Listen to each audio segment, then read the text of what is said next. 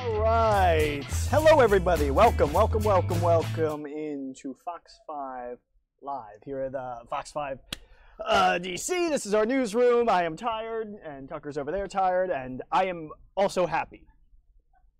Do you like how much snow you got? I'll tell you what, when I went to bed last night, it was looking dismal. It was looking like we might not get much of anything at all. Instead, we had delays, which I still expected anyway because timing of everything was going to be bad, even if we were just going to get a dusting, which in a lot of cases people did. What surprised me was the closings. I was surprised by Montgomery County, Prince George's County. Again, I get it. Safety concerns. Did you like the school closings? Do you agree with them? Did you disagree with them? Do you wish there were more? Do you wish there were less?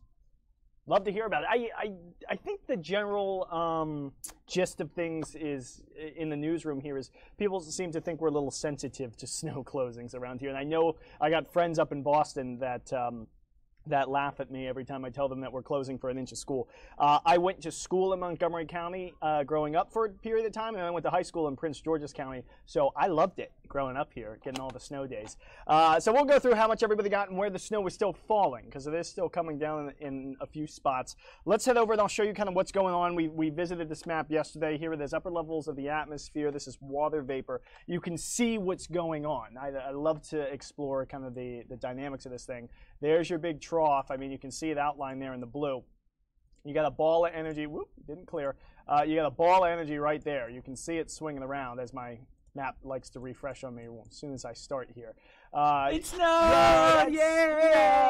Oh my God, it snowed! It snowed! I just poked you in the eye. Yay! Look who's happy. Tucker's happy. Yay! I'm happy. We're all happy. Because it was looking bad last night. Yeah, we weren't very happy. Yeah, we weren't happy last night, but we're happy this morning, even though we're starting to get a little tired and grumpy. But other than that, we like it. We're happy, we're happy, we're happy. All right. Tucker Barnes, everybody. Back to what's going on around the region. So, yeah, big energy ball down south. Now, where you want to be with guys like this is basically this is called your northern stream. So that's what's bringing your cold air in. And then you see this thing coming out of the Gulf right there. That's your southern stream. So you sort of want to be where those two meet, which is right now kind of in South Carolina. So that's where an area of low pressure is going to develop. That'll start to bring in a little bit of moisture at the surface, and you'll blow up your big snows just north of there. So as we go, here's what's going on at the surface. Boom, you can see it. There it is, just as kind of expected by the upper levels. There's your area of low pressure in South Carolina. Cold front extends south. Little warm front up to the north, and that's why they're getting the good snows. You know, moisture's kind of going up and over that front into the cold air provided by that big old high that you see right there. That's really pushing the cold air in. And I will make note of this. It will be cold tonight, and haven't gone through totals yet, but do want to mention that if you're wondering about school closings tomorrow, sure, there could still be a few. Okay. Let me rephrase that. I don't think there will be closings tomorrow, but I think there could be a couple delays because of refreeze issue. All that liquid you saw on the roadways today that melted from the light dusting of snow, it's going to freeze tonight because temperatures are headed back to the teens. You'll see it in just a minute. We're heading down for a big freeze. So you could have some icy spots on your sidewalk. Some school districts around here especially may decide to give them a 2-hour delay tomorrow to let the ice thaw a little bit in the morning. All right. So that's what's going on. The snow machine's sort of winding down. Let me pull up radar for you. You can see where, let's see, it is right here. Let me pull up radar for you. There you have it. There's the bigger snows down to the south. Look at Raleigh. Winter storm warnings there. Interior North Carolina, southern, south central Virginia. Now, some of the moisture is trying to sneak in here in the form of some snow showers and snow flurries. But the problem is we're a little bit too far north from the low. So what we're doing is we're wrapping in some dry air on the backside. And watch those. Look at northern Virginia. I can't point it out because I don't have the computer right in front of me here. But look into northern portions of Virginia there, right underneath the word Washington. See how that snow kind of builds south a little bit? It's north and then it kind of sinks south. Dry air having an effect here. Do think southern Maryland could still see some snow showers from time to time today. They're the only place that I think could maybe pick up another dusting or so as we move through. DC snow hole. We tweeted about it last night. If you follow me on the page at all, still, even though we did manage to get a dusting to a ½ inch, still a snow hole compared to everybody else. Look at the National Weather Service totals here. I mean, everybody in there was under an inch, and everybody around us, higher amounts, higher amounts, higher amounts. I've seen inch-plus readings out to the east today. I've seen them out to the west. I've seen them down to the south. Even though it was a dusting, Still got snow hold a little bit. Advisories have expired, if you're wondering, right there in D.C. We've gone from winter weather advisories came down at 9 o'clock. They did not reissue those. I thought they might extend it in southern Maryland a little bit, but they did not. Does remain into effect northern neck of Virginia, Montrose, King George area, those kind of locations. And then you see the winter storm warnings there in pink, but those aren't going to go anywhere because that whole system is moving east. So all that snow you see on radar here down to our south, that's sliding itself off to the east here, and it's going to be out of our neck of the woods here within the next several hours. So I do think we're done picking up accumulations. Excuse me. Do you think we're done picking up accumulations here in D.C.? How much did you get? That's the question. Here's, well, that's a closer look at radar. Here's what you got according to the National Weather Service. These are all their official observations. Let's zoom in here on D.C. at the airport, 0.4 inches. Not awful, considering some of the models last night came in with a big fat 0 here. Again, if you follow us at all, me or Tucker on Facebook or Twitter, several of the models came in late last night saying we weren't going to get anything here. So we were really concerned about that. But I'm happy we got a dusting to a ½ inch. That's Arlington said half an inch. You get a little outside the Beltway. Let's see what we have here. That's Tyson's Corner, 0.7 of an inch there. But generally speaking, a dusting to an inch was sort of the lay of the land. As we look local around Metro DC. You head out north and west a little bit up towards, say, Severna Park. That's 1 inch in Severna Park, 1.5 inches at Lake Shore. And then as I expand things out to the west, you know, they had the bigger totals. Just north of Petersburg, they had 2 inches, and I've read reports out in the mountains of 5 and 6 inches. And then, yes, this is just our local office. They don't go far enough south to get the bigger ones, but you're going to get some bigger ones down there in North Carolina. I think someone just asked if North Carolina has more snow than us. Yes, North Carolina this season does have more snow than us, unfortunately. That's just the way things have been so far this winter. Maybe we'll change that up in February. We'll see. Here's a few more locations for you. Again, in the district, downtown Washington, 1 mile east of downtown, 0.6 of an inch of snow. National Zoo got ½ an inch of snow. If you're in Allegheny County, 2 inches of snow there in Ridgely, just a few in Anne Arundel, some of the higher ones. Greenhaven, 1.5 inches. Riviera Beach. I'll zoom in so you guys can read with me if you want to see if your town's listed on here. Again, these are all just official from the National Weather Service. Severna Park there got 1 inch. BWI Airport up in Baltimore got 1 inch of snow. In Baltimore County, up north of Baltimore, Perry Hall got 2 inches of snow. I know schools were closed up there today. Baltimore City, Pimlico, where the horses do their thing, 1.8 inches of snow there. Calvert County down south, Dunkirk, 1 inch of snow. Oakland and Carroll County, Maryland, up to the north, 1.2 inches of snow. Charles County, where schools, I believe, were closed today, traced to 0.3 inches of snow generally around, although some of these observations are old. 7:25 a.m., 8 o'clock in the morning. They've picked up more snow since then, I believe. So some of these totals are certainly going to come up as more and more data.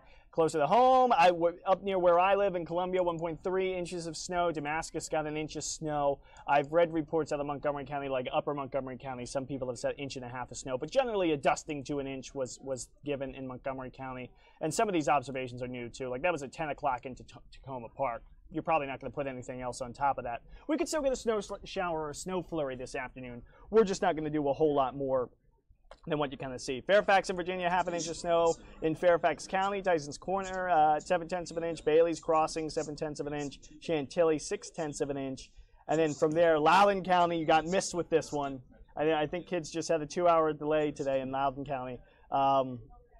Sorry, guys. It's tough. These systems that come from the west are absolutely tough. That's why I tweeted out last night, do your homework. Some kids didn't need to because Montgomery, Prince George's, Howard, Anne Arundel, Charles, they all still closed. But I think D.C. was on time today, if I'm not mistaken. So it's just funny how it works. Inside Metro, outside Metro. And then Prince William County, which was, I believe, the first school district to close, got traced to 0.5 inch of snow. All right, next thing we have to worry about is cold. Cold comes back tonight. This is not going to be a long-lived cold pattern. In fact, by tomorrow afternoon, we're going to start to break out of it a little bit. But we still have 2 really cold mornings to go.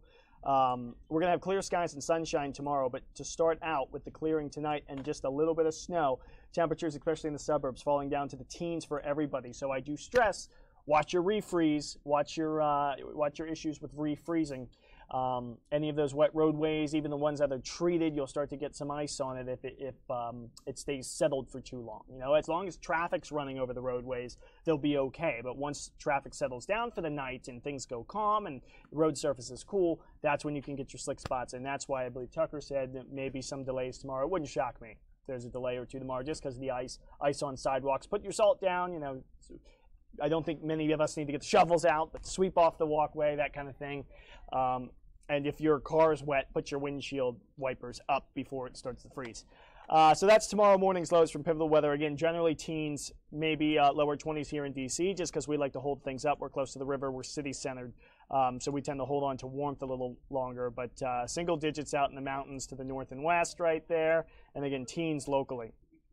Beyond, well, let me say this. Where do we sit so far with snowfall? Here's our statistics so far for this year. So far this winter with today's 0.4 inches, and we'll see if they change it and they up it a little bit, I'll up my totals. But including today's 0.4 inches down at Reagan National, which is the official snow marking location for DC, we've gotten 3.1 inches of snow so far this winter. If you recall, all of last winter we got 3.4 inches, and by the way, if you remember last winter, we got the most snow ever in March. We got it in March, I believe the first week of March, we got 2 inches of snow, and that was the most from one storm we had all winter long. January average is 5.6 inches of snow. I think we stay below that. I don't see a lot of big opportunities for snow coming our way beyond.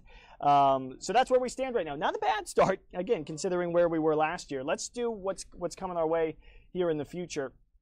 And my picture's kind of blocking it here. But I want to show, so I'll take my picture away for a sec. There's the trough coming through. It's going to keep us cold tonight. Excuse me. Then as we head into the latter part of the week, see all that red? That's what we call an upper level ridge. That brings the warmth. By the time we get to Saturday, temperatures in the 50s to near 60 in a few spots thanks to sunshine and again, a nice warm southerly flow. Here's the law of the land in weather and forecasting.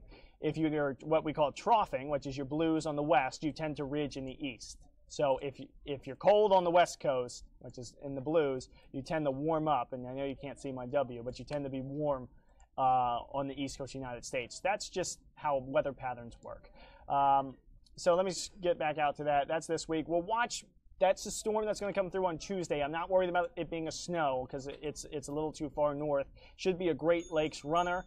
That's going to push even warmer air up from the south, but it will bring us rain early next week, Monday, Tuesday time frame.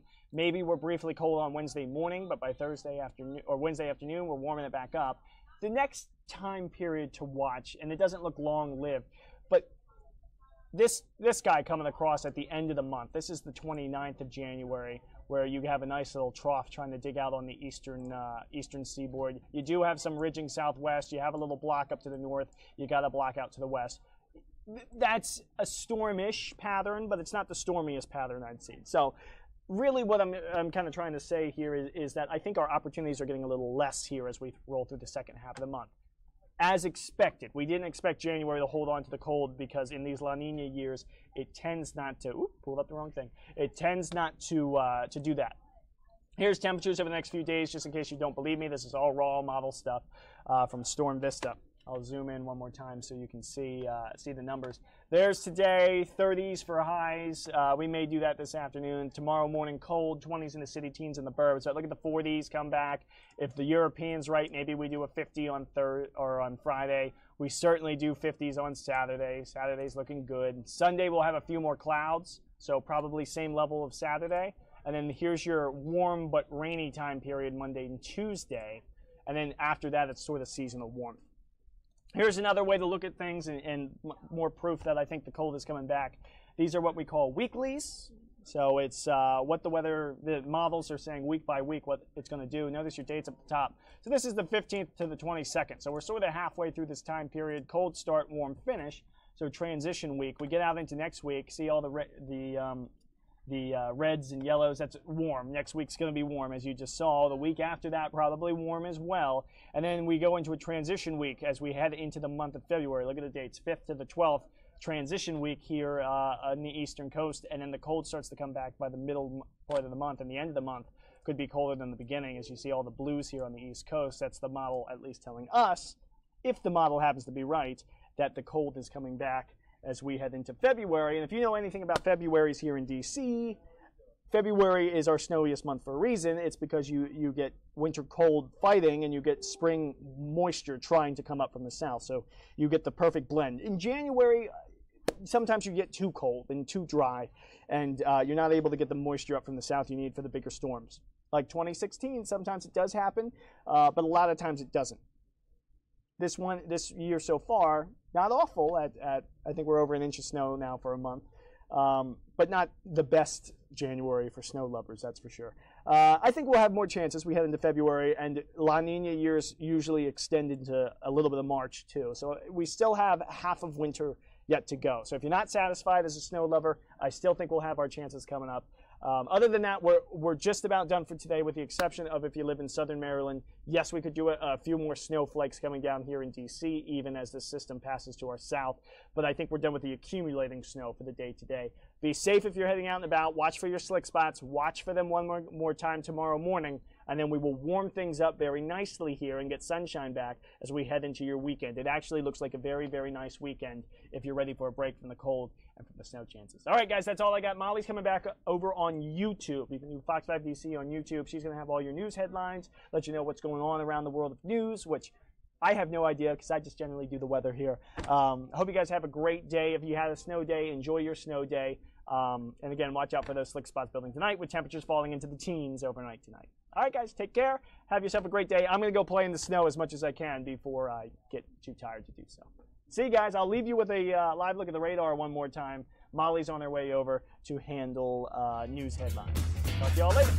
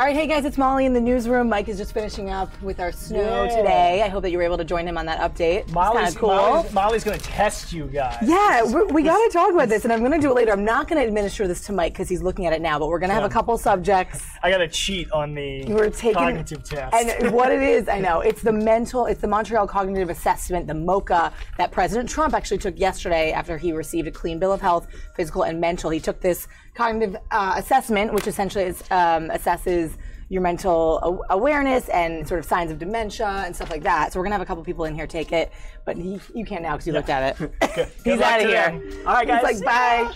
All right, so I'm gonna set up a couple of shots and videos for our day, guys. We have a bunch of stuff going on the Hill today.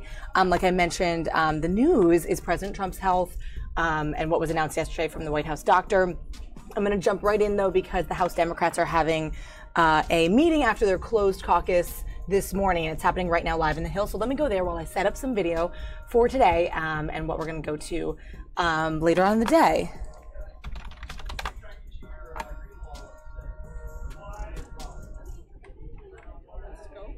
That does not include issues in which we cannot agree on. And I think overwhelmingly, a majority in the House would pass that bill with strong Republican support if it were allowed to come to the floor for a vote.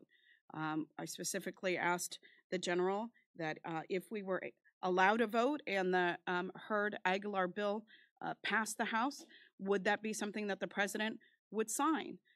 He did not give a guarantee that the president would, although he reiterated that the president is committed to finding a solution for Dreamers. And in the past, they've said, let Congress figure it out. Well, if Congress passes this bill, will the president sign it? But you know, there was no indication. They didn't know what was in the bill, and we tried to catch them up to speed and explain parts of the bill. There are further ongoing negotiations, so hopefully they will look at that bill and the strong bipartisan support that it has, and work with us in convincing Republican leadership to allow a vote on a Dreamer fix. The sole impediment to a fix for the DACA recipients to date has been the Republican leadership's unwillingness to put a bill on the floor for a vote. Give us that vote. That's what we were asking.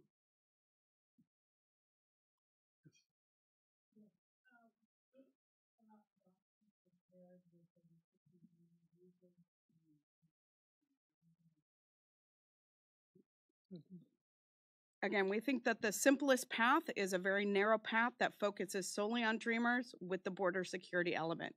The areas in which we cannot agree, because there is not consensus, we feel we should save for a second phase of discussion on a more comprehensive immigration solution.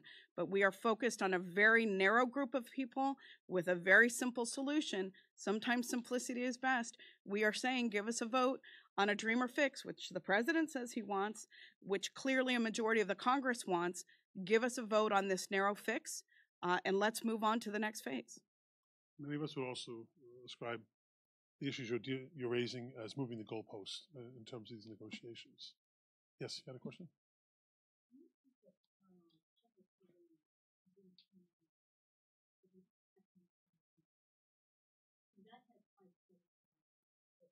Yes.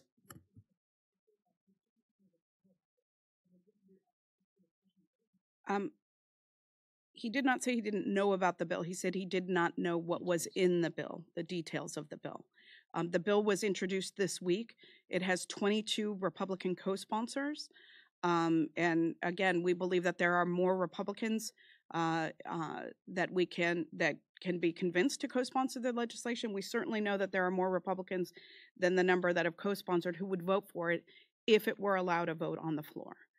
So I believe going into the next set of negotiations, they now have that proposed solution to look at in terms of a framework for moving forward on a DACA fix. Yes.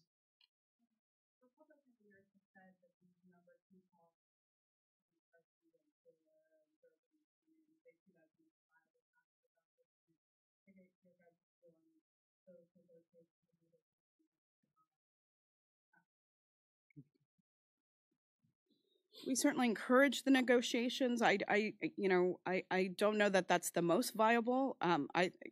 personally, let's put several bills on the floor, and King of the Hill, let's see which one garners the most support. Again, I believe that the best path is a very simple one, a very narrow focus. Save those issues on which we do not agree for further negotiation, but get this done, because every week that we delay, 1,000 dreamers fall out of status and risk deportation. So this myth that it's not until March that people are affected is false. It's affecting families right now. And there is an urgency to getting this done. Much like spending bills, the Republicans just want to run out the clock and delay and put the negotiations off. Let's get it done. There's strong enough bipartisan support. Get it done and get it off our plate so that we can focus on the many other issues that we need to focus on in order to run our government and keep our economy running and keep our standard of living. I didn't say it wasn't the most viable. It's a path. Any negotiation that bears fruit is a good negotiation. I'm not going to disparage it because I think it's helpful. But again, if the intent is just merely to run out the clock, put up several bills on the floor for a vote, and let's see what has the most support in our Congress. Any other questions? Yes. I almost will thank you very much. I think if the president would show leadership, which he hasn't demonstrated so far, I think the president showed compassion, which he hasn't shown so far. I think if the president showed empathy, which he hasn't shown so far, and leadership, we could get this done. My hope is that some of those elements will come to the president at some point and to the Republican leadership. These are human beings and their souls we're talking about that need to be addressed, their lives. They're American every way, but on paper. They love this country. They want to protect this country. They're invested in this country. And we need to find a way forward for them. We also need to find a way forward to help our brothers and sisters, our fellow Americans in Puerto Rico and the Virgin Islands recover. 40% of the island still does not have power, well over 100 days after these hurricanes. We need to find and address the issue of opioid abuse in our nation and to address it in a compassionate way. And we need to, as well, deal with the issue of community health centers and move forward on a myriad of issues, including pension protection and on and on. There are many things that we need to address. But we have 2 days right now between now and a shutdown. And if the president would show leadership, we believe we could address certainly the issue of Dreamers and DACA as well in these next 2 days. Yes. I was wondering if you could just look back to the last partial government shutdown in 2013 and address perhaps the different political dynamics in why Democrats think if they withhold their votes for the spending bills over this issue, it is Republicans who will bear the burden on this. Well, Republicans have a majority, an overwhelming majority in the House of Representatives and in the Senate as well. Or they have a majority in the Senate. And they control the presidency. They have all the tools within their quiver, all the arrows in their quiver to keep government operating. It's up to them to do that. If they want Democratic votes for a spending bill, it will be reflective of Democratic values and what we believe are the values of the American people. That's what we say to them. It's nothing new in that regard. The big difference right now is they holistically own government entirely. Both chambers of the House of Congress and the presidency. It's on their backs. They have yet to prove that they can govern beyond short-term spending bills. And when they decide they want to go beyond that and they need Democratic support and help, they'll talk to us about what our priorities are. Thank you all very much. All right, guys, so the House Democrats, they were just speaking after their closed caucus meeting. Sometimes we jump over there and have live video of that for you guys. And if you're joining us on the chat, I know yesterday was a tough day for news. We had a lot of really deep topics, some depressing topics. I know some of you are mentioning that right now. Schultz, if you're on the stream. It was tough, but you know, it was really interesting, I thought, to kind of track the video from inside that courtroom with Dr. Larry Nassar and hear from more than 140 women or so who spoke out against the sexual misconduct. And I think that is sort of still ongoing. I don't have any feeds right now of that, but it was pretty interesting to hear some of the quotes that were coming out of that. People were tweeting up a storm. It was all over social media and the like. So interesting to kind of stay in the loop of that. And of course, an amazing voice for women who have sort of grown up from being the innocent girls that they are to now empowered women that feel that they can do this in that realm. So anyway, that was yesterday, but today, guys, we're going to jump around Capitol Hill. We have some video from the Senate floor as well. We're going to wait for some other stuff to come in. Interestingly, later this afternoon, President Trump is going to be handing out the Congressional Gold Medal to Senator Bob Dole, Senate Majority Leader, in recognition of his service to the nation. Of course, a war hero and a very storied past in politics. You probably remember him, recognize the name. That's later on in the afternoon, so we'll be probably streaming that to our Facebook wall instead of here on the YouTube stream. But if you're joining us, what's up? We're inside the newsroom here at Fox 5 DC, and we're hanging out. I am going to have my interns, I promise you, when they're out of their meeting, I'm going to be administering this test, which is the MOCA, Montreal Cognitive Assessment Test that President Trump took yesterday. It is said to sort of detect the early signs of Alzheimer's and dementia, and it was administered to sort of rate, I guess you could say, his President Trump's mental health, his cognitive awareness, his assessment in general. And I'll tell you, I get this type of stuff, but when I first looked at it, I actually had to look pretty methodically at what it was asking, so it didn't come immediately to my senses of what to do for each category, but we'll surprise you. We'll have somebody take it on air live and just see what they think. But it's interesting. It's a test that you guys can take yourselves. It's public information out there. You can print it. You can try it. It's better to have somebody administer it to you. So it's pretty interesting. But again, the news there that he did pass his health, physical and mental, with flying colors. The White House doctor saying the only concern is that his weight is 239 pounds, which is 1 pound away from obesity for his height. And the doctor was saying, other than that, they revealed sort of some of the medication he's on and things that he needs to do to keep his cholesterol low and stuff of the like. All right, guys, so we will be talking about that and more. But for now, take a live look at the Senate floor. We'll be right back.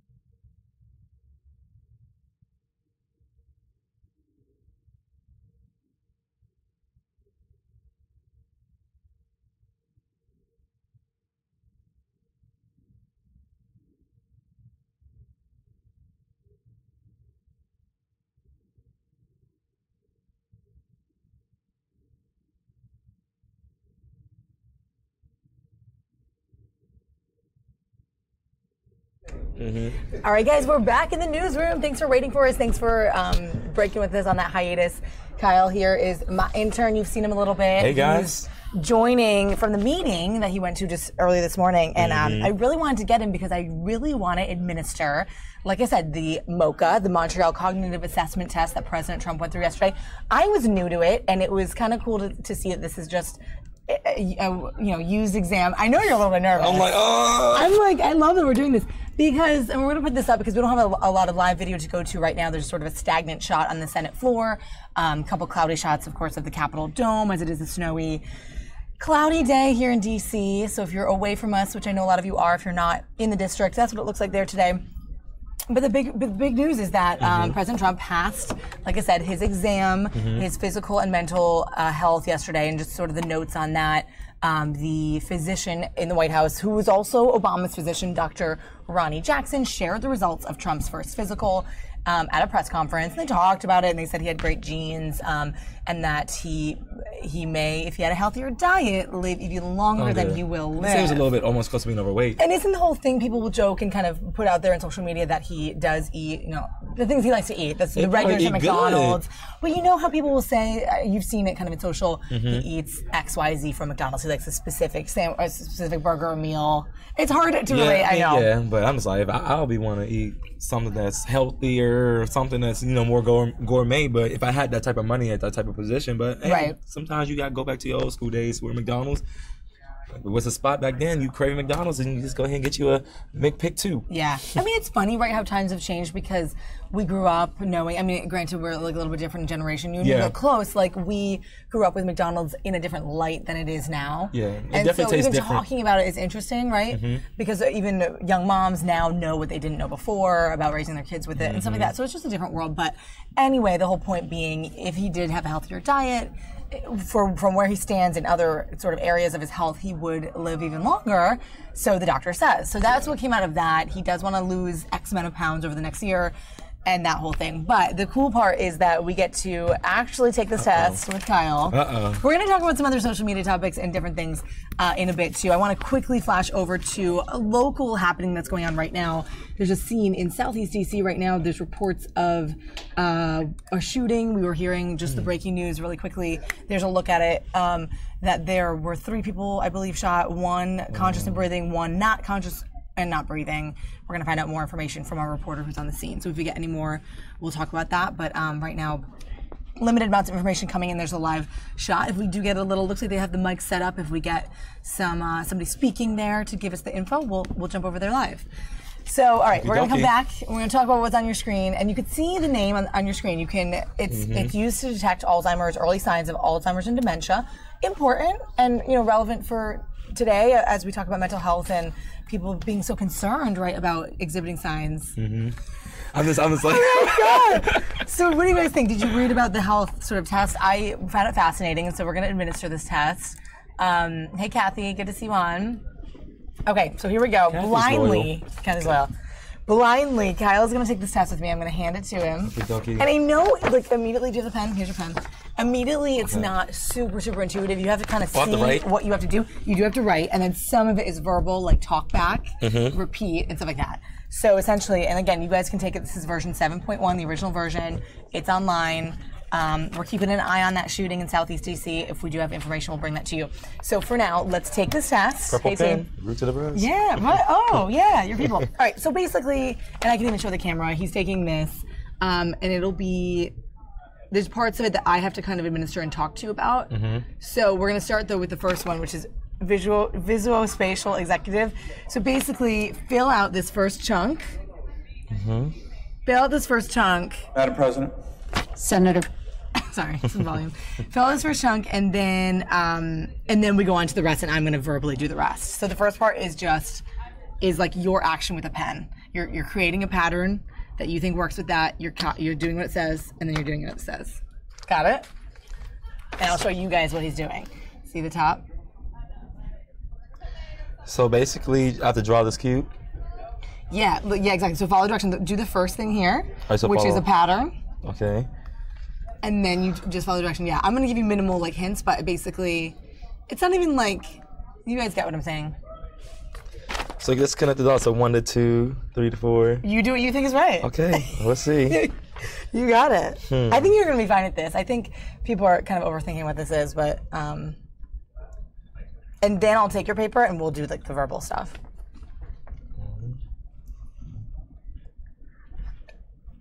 How's he doing? Stations on ELC 1 going to take out Santa Ana, where we're waiting on a presser for the Penn student death. Sources KTTV music and live, and you may stream. Great. Okay, do the next one. So draw this. Yep, do what you. Draw right here. No, do it here. This goes there, and then that goes there. Sources KTTV. Okay. While Kyle finishes up his first part, let's go over to this press conference in Southeast DC. It looks like the police chief is about to speak.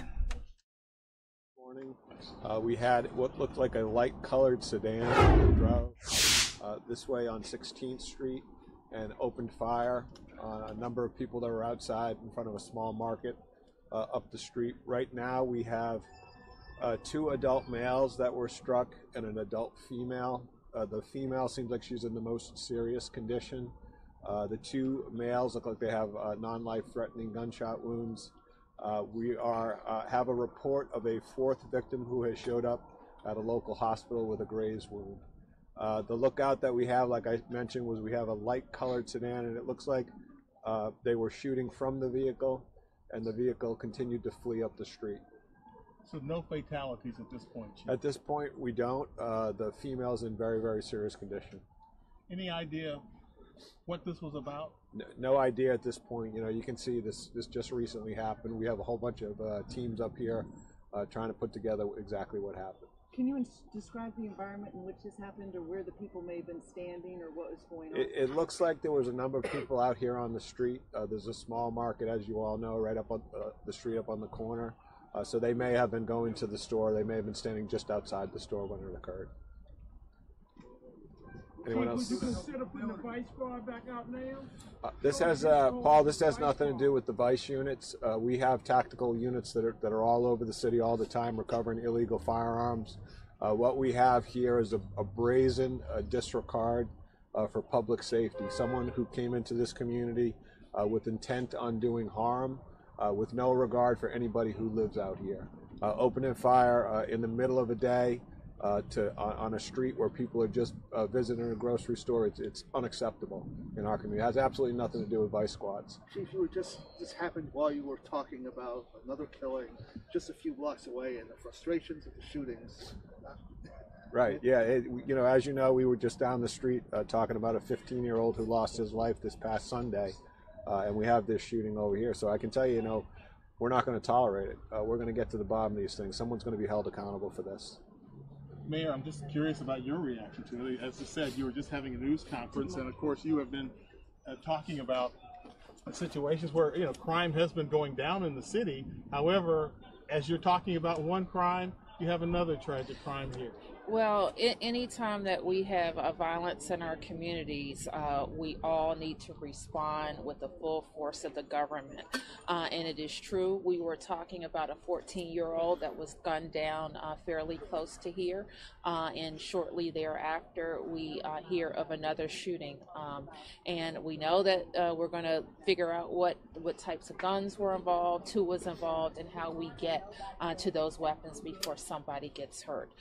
The bottom line is we're going to have we have other families who are now victims of this violence, and we have to get to the bottom of who's responsible. All right, so unfortunately some more violence in D.C. This is in Southeast D.C. Apparently 4 were shot, 1 dead there, and there's the Mayor Bowser, and Police Chief Peter Newsham speaking on that quick press conference there. Unfortunate scene going on live right now in D.C. All right, if we go back to the newsroom really quick, we're going to keep talking about this mental health test before Kyle has to go away. All right, so basically there's this pictorial part of the test, which he just did, and I'm going to grade him on that. But now I'm going to have you name out loud the 3 animals that you see. You name them, and I'm going to check them off if they're right. All right, so you ready? Yep. So number 1's a lion, number 2 is a rhino, number 3 is a camel. Okay. I'm checking off. Okay, now I'm going to read a list of words, and you have to repeat them in order. Okay. And I'm going to do it right now. So don't look at it? 2 trials. Yeah, don't look at it. Okay. Ready? Face, velvet, church, daisy, red. Face, velvet, church, daisy, red. Ding, ding, ding. And one more time. One more time, can you do it again? Face, velvet, church, daisy, red. Yep, you got it. Okay. Good, okay, remember that. Okay, that's a thing. Okay, then, this is like actually really kind of hard to administer.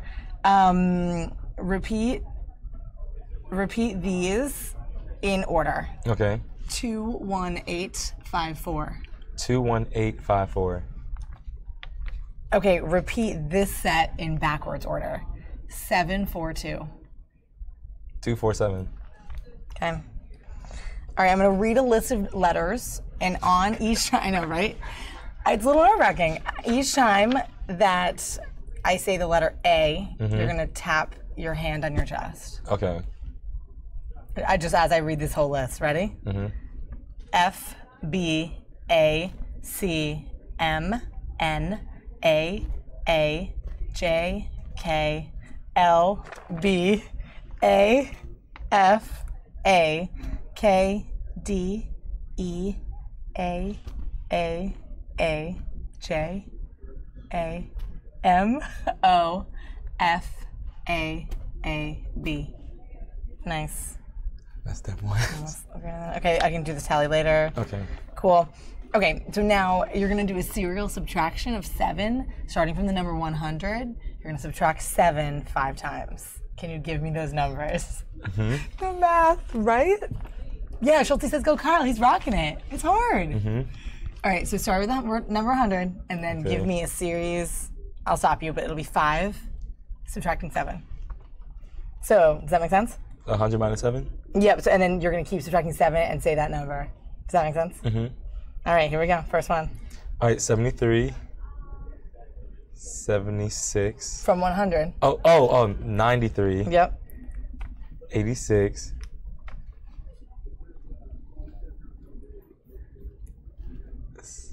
79. 73. Is that it? How you say 3 times, right? No, you don't say 3 times. And then the next one will be, so you got the 79, and then that last one. I said 73. Okay, and then the last one. Minus more 7.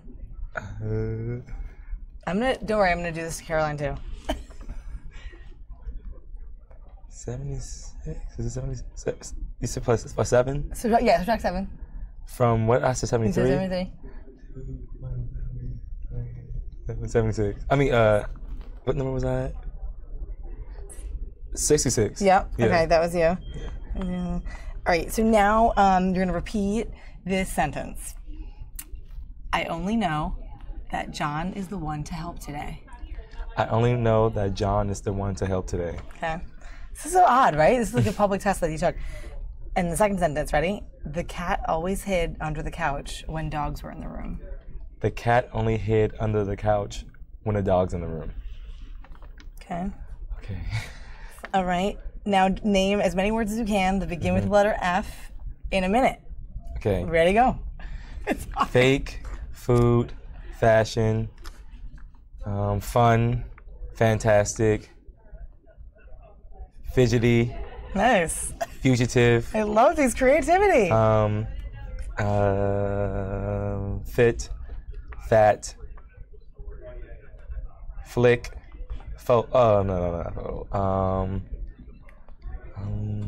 pandemonium. I don't know that counts. Does it? Is it pandemonium? You good. Fans. Fans, okay. Fake. All right, great. And you're above 11, so you already passed that. Oh, cool, That's cool. good. That's cool, right? You had to do, it was a number, had to be greater than 11. Okay. That's not too bad in a minute, right? No, I don't think that's bad. All right, and then really quick, give me the similarity between each thing. For example, a banana and an orange is a fruit. Now I'm going to say 2 other things. Train and bicycle. What's the similarity? Yeah, like what are they both? Abstraction is what this is called. They both move. They're both like. I guess I would say this one's tricky because I think this is subjective. But I would say. I don't want to call it a vehicle. I would say like transportation. Oh, okay. I say transportation. But like that would count because you knew that. And then this one's interesting. Watch and ruler. Time. Yeah.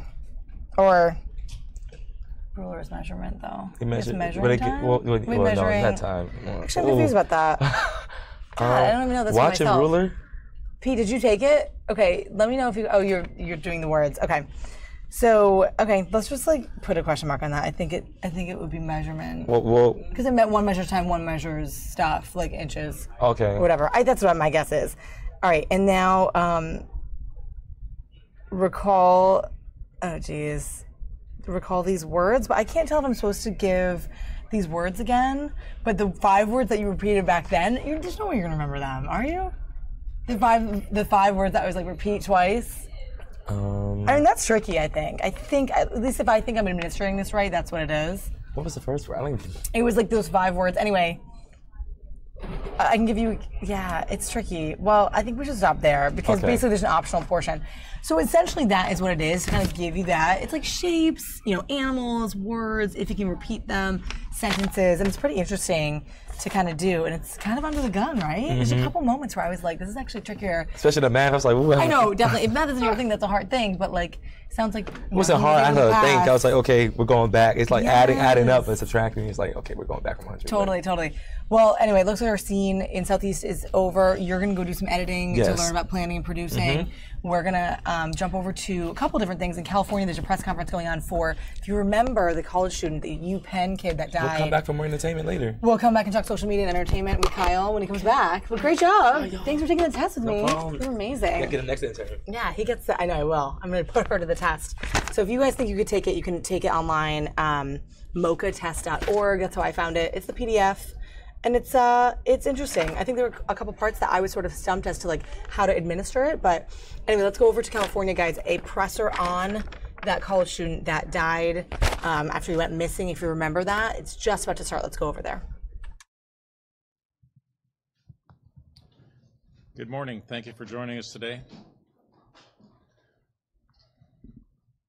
We've been working around the clock with the Orange County Sheriff's Department since Blaze Bernstein was reported missing on January the 3rd. As the search continued, Blaze's family, friends, fellow Orange County residents, and tens of thousands of people around the world were all hoping that there was an innocent explanation as to why Blaze did not return home. We were all hopeful that he'd show up and reunite with his family and friends, and family life would resume as usual. As we all became sadly aware last week, that was not the case. This morning, the Orange County District Attorney's Office filed 1 felony count of murder with a sentencing enhancement of personal use of a knife against 20-year-old Newport Beach resident Samuel Woodward. As prosecutors, we have an ethical duty to file charges that are supported by the evidence that's in our possession, evidence that would prove the charges beyond a reasonable doubt. This investigation is ongoing, and we're continuing to search for evidence that might support special circumstances allegations. As I just stated, the investigation is ongoing, but there are a few facts that we're able to release at this time. The suspect, Samuel Woodward, knew Blaze, the victim, from when they went to school at Orange County School of the Arts. Woodward is 6 feet 2 inches tall and weighs 185 pounds. Blaze was 5 feet 8 inches tall and weighed 135 pounds. Woodward is accused of communicating with Blaze through Snapchat on January 2nd. Woodward is accused of picking up Blaze at his parents' home in Lake Forest after they spoke via social media. The exact time and place of the murder is still under investigation. He's accused of having abrasions, scratches, and dirt on his hands. He's also accused of cleaning up the car that he used the night that he picked up Blaze. Woodward is still accused of visiting the crime scene days after the murder. This case was solved through old-fashioned detective work and surveillance, as well as sophisticated examination of digital, physical, and DNA evidence. This is a senseless murder of a young man who possessed a combination of a high-caliber mind and the heart of a poet. We, at the Orange County District Attorney's Office, offer our sincerest condolences to the Bernstein family. Blaze should be back at college right now, doing what college kids do, going to class, organizing study notes, hanging out with his friends, dreaming about who they were going to become. I know he was treasured by his family and loved by his friends. Unfortunately, in this case, there have been many reports and speculations, many from unattributed sources. We have been and will continue to investigate tips and evidence. Anyone with information is encouraged to contact our Homicide Unit Supervising Investigator, Corey DeGraffenreid, at 714-347-8492. Our priority on this brutal murder of a 19-year-old Ivy League student is to make sure that Woodward is brought to justice and held accountable. Because of that, the Orange County District Attorney's Office will not reveal additional information about this case until the preliminary hearing.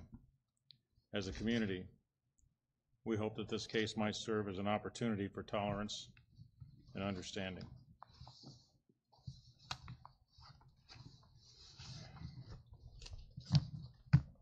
We'll be open for questions, but I will ask people to state their names, speak into the mic, because it's all being recorded. Michelle?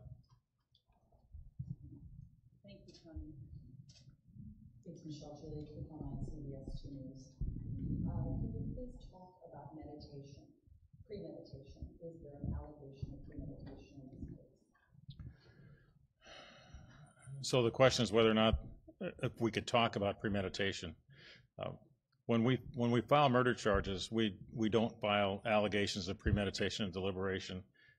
The degree of murder, which whether it's first degree or second degree, is included in that. So at a later time during a trial, a jury or trier of fact would consider whether or not there was premeditation and deliberation in making that determination. You also indicated that the suspect, Sam Woodward, visited the crime scene days after the murder. What can you tell us about that? The question is that I stated that the suspect visited the crime scene days after the murder, and that's all I can tell you about that. I'm not really able to expand on our statements of the case at this point. There was a question way in the back. Yes. I thought, no. Andy Mullen at KFI was really the same sort of question about visiting. How many days after was it that he went back to the scene, and was he being surveilled at that particular time? Well, I think I did explain that there was surveillance, and that was a big part of the investigation that was taking place. I really am not able to expand on it any further. I think that I have revealed what we can up to this point. Tony Gregory, yes, sir. The Bernstein parents have alluded in a statement that this may have been possibly a hate crime. Can you address that at all? Yes. As I said, this is an ongoing investigation. We are continuing to investigate. We're looking through all matters of communication, all the things that were said and done, and working to try to determine that. And we have an obligation to file charges only if there's sufficient evidence to prove beyond a reasonable doubt that allegation. So a hate crime or a special circumstance allegation requires that level of proof. So we're looking for that evidence, and if and when we find it, we will amend the charges and file that. So you've not ruled it out? Oh, absolutely not, no. Kane Woodward, ABC News. Based on the evidence that Woodward cleaned up his vehicle, do you believe that the body was moved? Are you investigating that? Is there possibly another crime scene somewhere? I cannot expand on that. I can tell you that he was in a vehicle, or that he had a vehicle that he had been using, and that he was cleaning that up, and that the surveillance revealed that. Amy Jackson, AP. If you please talk a little bit about why he picked him up at 11 p.m. on the 2nd, and what they were specifically going to do. You have the communications, no idea what they were recommending. Question is basically, why did he pick him up? And we're still we're still working on that. That's still evidence that has to be revealed. Hopefully, we'll be able to develop more. Shift goes to KTLA. Can you tell us anything you know about their prior relationship, as far as were they friends in high school, were they acquaintances? What was the nature of their relationship, and how far back did it go? We know that they both went to the same high school. We do not have any evidence that they were friends in high school, and that's about it.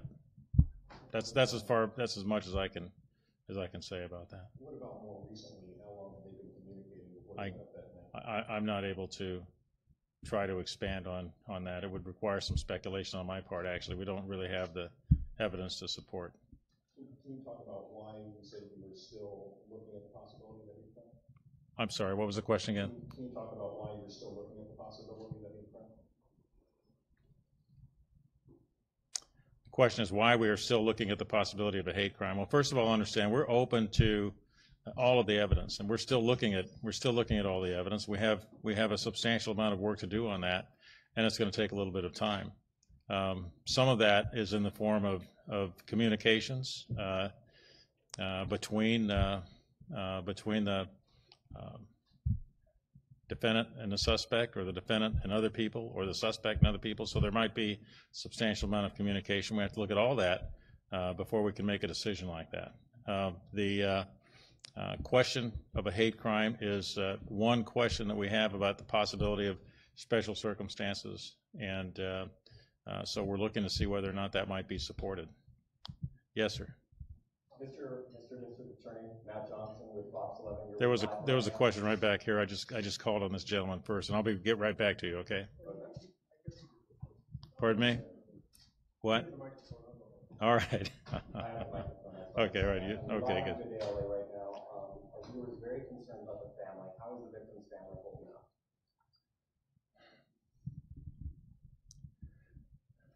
Well, the question: how is the victim's family holding up? Listen, that's a great question. They're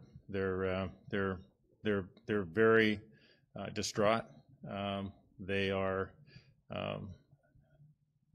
they're taking an attitude of working on the case. They're being active in trying to learn all of the things that have taken place, all the communications, all the possibilities.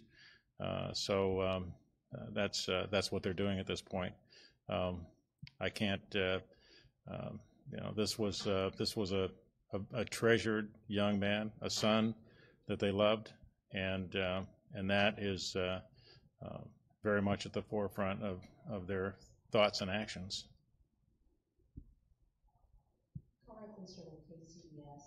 There was an affidavit that was published that I know has since been sealed, and there's been a lot of reporting on information that was included in that. Can you explain to us why some of that is not being included here today? A little bit about your investigative process. So, I'm sorry, if you could repeat that, could I explain what? There was an affidavit. Yes, I know about the affidavit, but you want me to explain something? Yeah, there were a lot of details included in that have since been reported since that was published, that are not included in what we're hearing today. Can you talk to us a little bit about why we're not hearing some of those details and what your process is? What I can do at this point is just fill in some basic facts that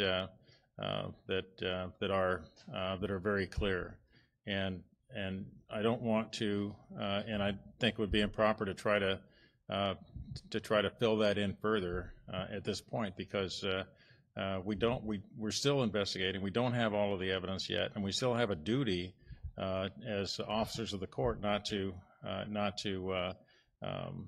go into too much detail in these matters. So we're doing what we can, and as the evidence, as we get more evidence, we'll be able to fill these details better in our own files, basically, and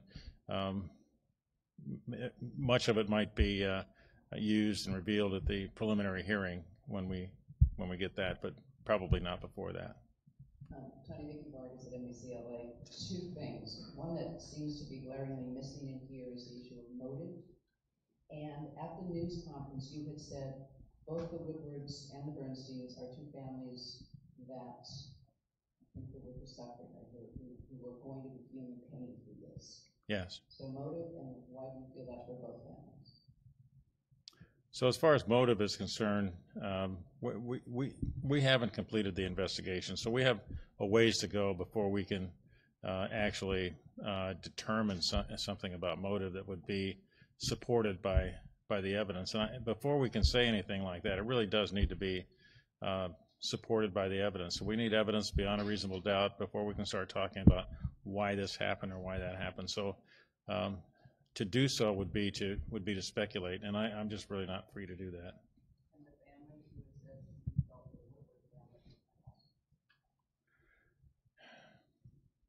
So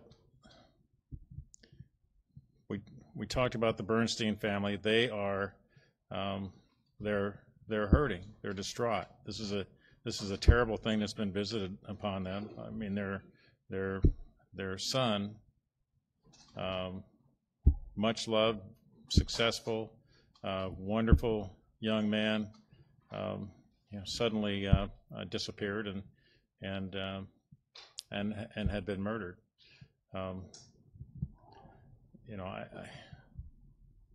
It's the difficulty here is I don't want to be equating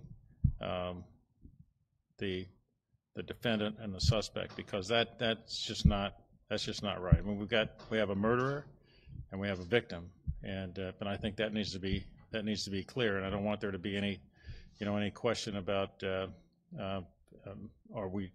I talking about showing some sympathy for the murderer? We're going to bring charges against this person, and we're going to bring the maximum charges that we can bring based on the evidence, and if there's a special circumstance, we're going to bring that. So that's our direction. That comment was made had to do with the defendant's family. Those are people who are shocked and distraught and hurt as well, and so that's their circumstance, and so that's why I was just suggesting to give them as family members who had nothing to do with any wrongdoing, to give them a little space. Yes. I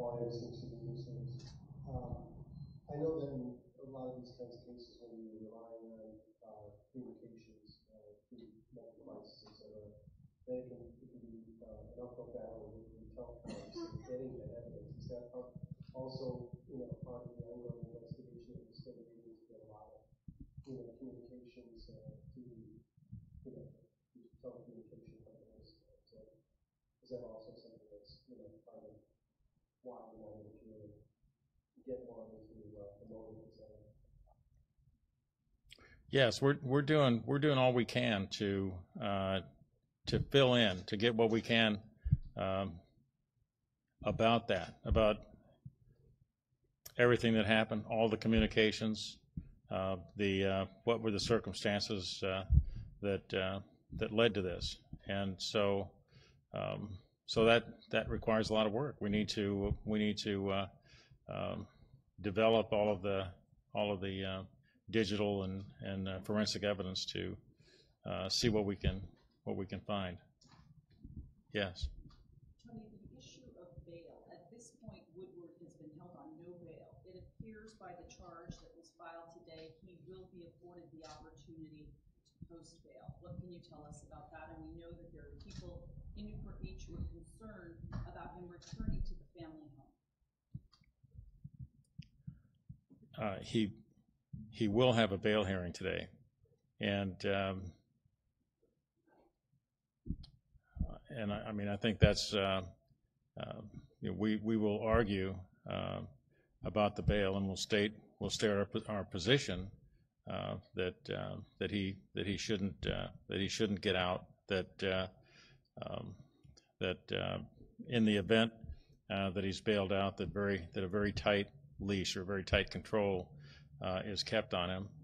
We're very concerned also about the neighborhoods, the families, and the safety of all concerned. I think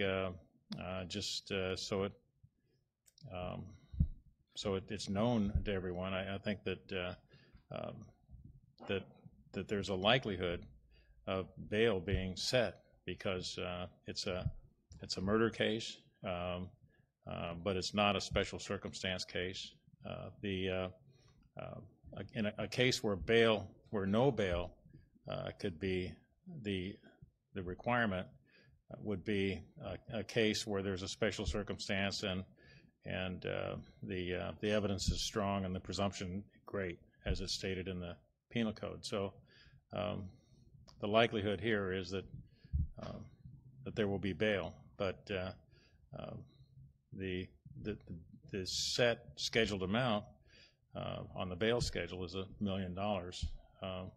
We don't think that's enough. We're going to work to try to make it as high as we can under the circumstances, and there's some. Well, you'll hear the arguments in court, but we have some reasons to suggest that the bail should be higher than that. Yes, sir. So my understanding is from the jail is that Sam is under medical observation for physical or psychological. Do you have any details about why that is happening? That Sam is under medical Right, got that. But what was the end of the question? Details as to why that is happening? No. Sarah, Yes. Channel 5. Did Woodward confess to stabbing Blaze Bernstein? I'm going to say two things. Well, let me just say one thing. I'm not at liberty to discuss any statements that that Woodward might have made to police, and so I really can't answer that question. Can you talk about how he was killed? While he was stabbed. Do you believe it was an act of rage? We can't get any more detail on that.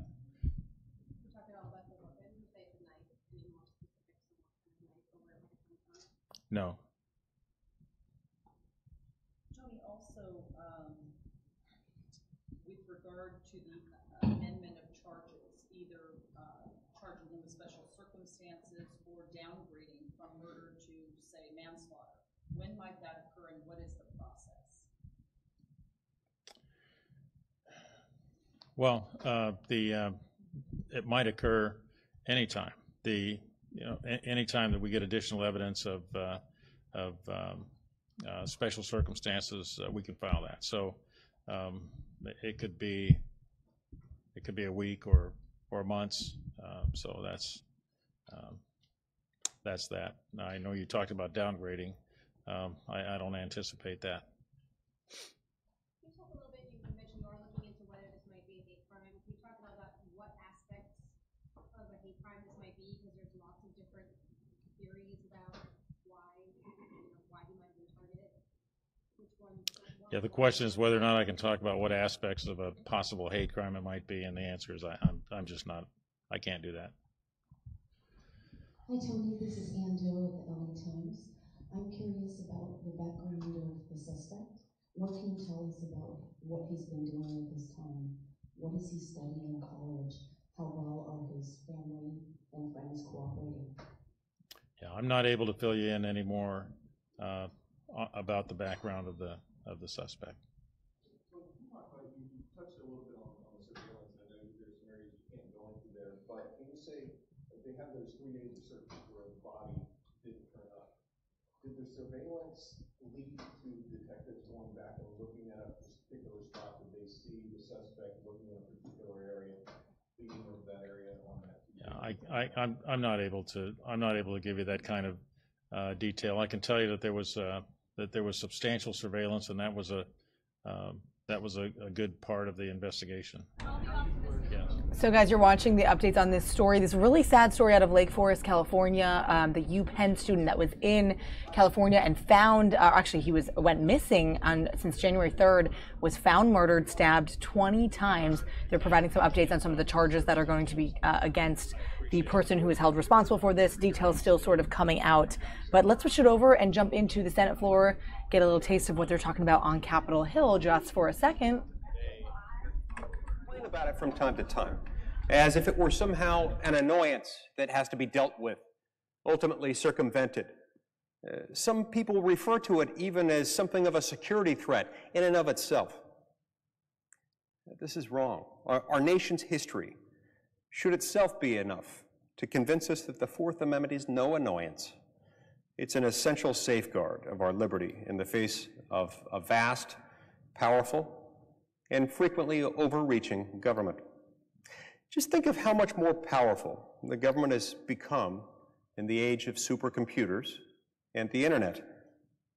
The kinds of abuses endured by the founding generation will be repeated on an even greater scale if we're not vigilant in checking the power of government. Last night, this body, the United States Senate, voted to close debate on a bill to reauthorize Section 702 of the Foreign Intelligence Surveillance Act. This program may sound dry, it may sound inconsequential or even uncontroversial to many people's lives, but supporters and critics who are familiar with it often agree that it's anything but. FISA Section 702 authorizes the intelligence community to spy on suspected foreign terrorists. Now, not many people are troubled by that aspiration. The intelligence gathering that this authorizes is a valuable task, and it's one that helps protect the homeland from bona fide threats from outside the United States. However, FISA 702 also allows the collection of incidental intelligence about American citizens who communicate with foreign suspects. Once the intelligence community has collected this incidental information about Americans, domestic law enforcement can access the information for their own investigations without first obtaining a search warrant, as contemplated under our constitutional structure. In other words, FISA 702 opens a back door to government spying on American citizens. This incidental spying is a different matter altogether, and it does implicate the Fourth Amendment. Certainly the spirit of the Fourth Amendment, if not also the letter thereof. It's profoundly worrying that the government maintains vast collections of information about American citizens, no matter how that information is collected, incidentally or intentionally. It's likewise worrying that the government cannot or will not specify, list exactly how many Americans have been subjected to government snooping under this provision. Surveillance programs like this one may be implemented with the best of intentions. And I'm willing to assume for purposes of this discussion that they are with the best of intentions here. But they themselves provide the raw material that overzealous bureaucrats can use to snoop on anyone the government doesn't like. You see, when we speak of the United States, when we speak of our government agencies, we're not speaking of an omniscient force, something that can only act for benevolent reasons. Our governments, by necessity, are run by fallible, mortal individuals. No matter how patriotic might be the goals underlying this law or the agencies that implement it, at the end of the day, a human being is in control of each and every action taken under this law. So maybe, you might say, the subjects of this type of government surveillance are, in fact, overwhelmingly threats to the public. But can you guarantee that's the case? And if it's the case today, can you guarantee that it will always be the case? Can you be so sure that tomorrow or the next day or next year or a few years from now or decades from now that that will also be the case? What if the next time the subject is a critic of the government? Or perhaps the subject is a petty political enemy of someone charged with implementing this statute. History cannot reassure us that this or any other surveillance power will always be used for good. It's not difficult, for that matter, to fathom hypothetical scenarios in which this could come about. Imagine, for example, a political candidate disliked by someone with authority to do a so-called backdoor search of a Section 702 database.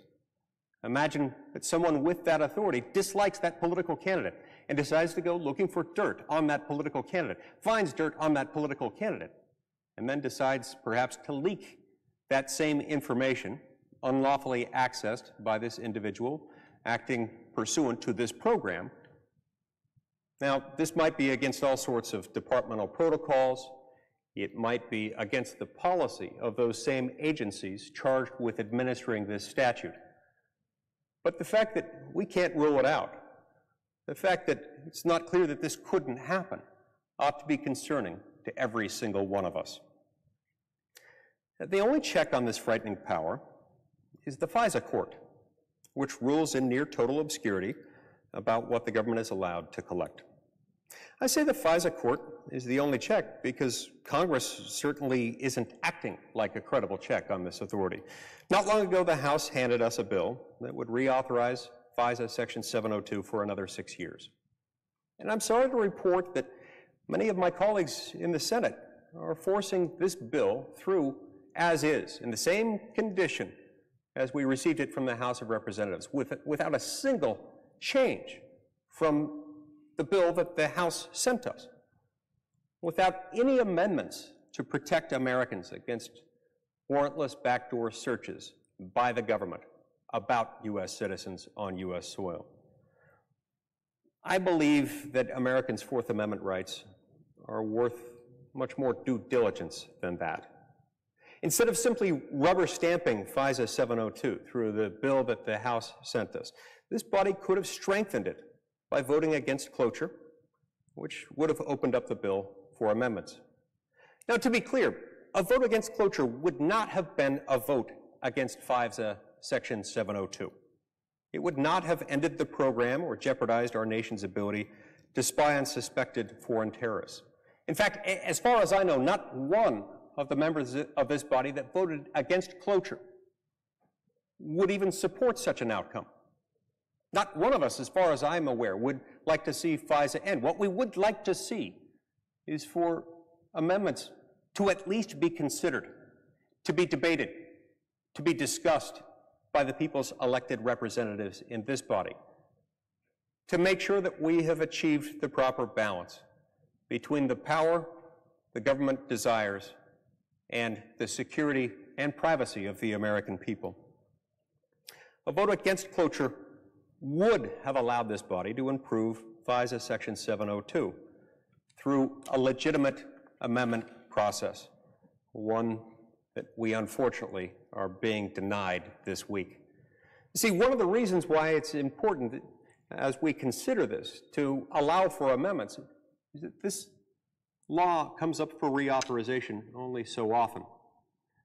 And I think the American people legitimately would expect that when it comes up, we'd actually have an open, honest debate and discussion, and that we do more than simply rubber stamp what the other chamber has already passed, that we ask some difficult but important questions about the rights of the American people relative to this program.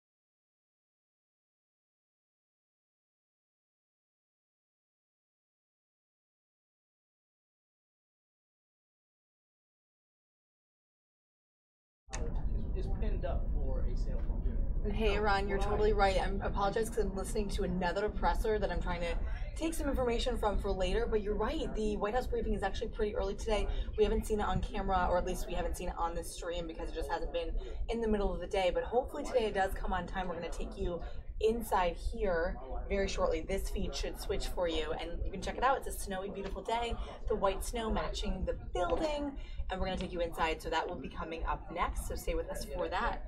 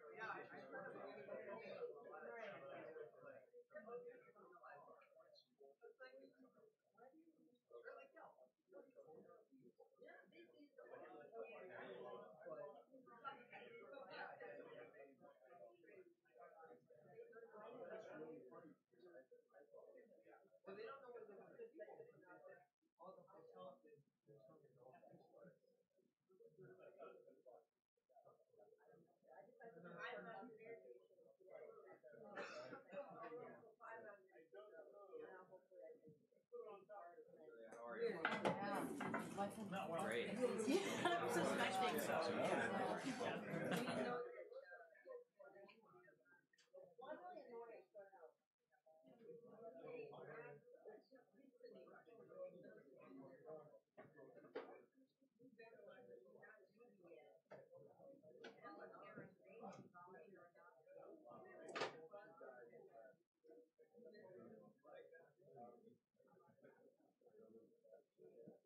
There's nothing there. Yeah, oh, here. Check 1, 2, 3, 4. 1, 2, 3, 4, 5, 5, 4, 3, 2, 1.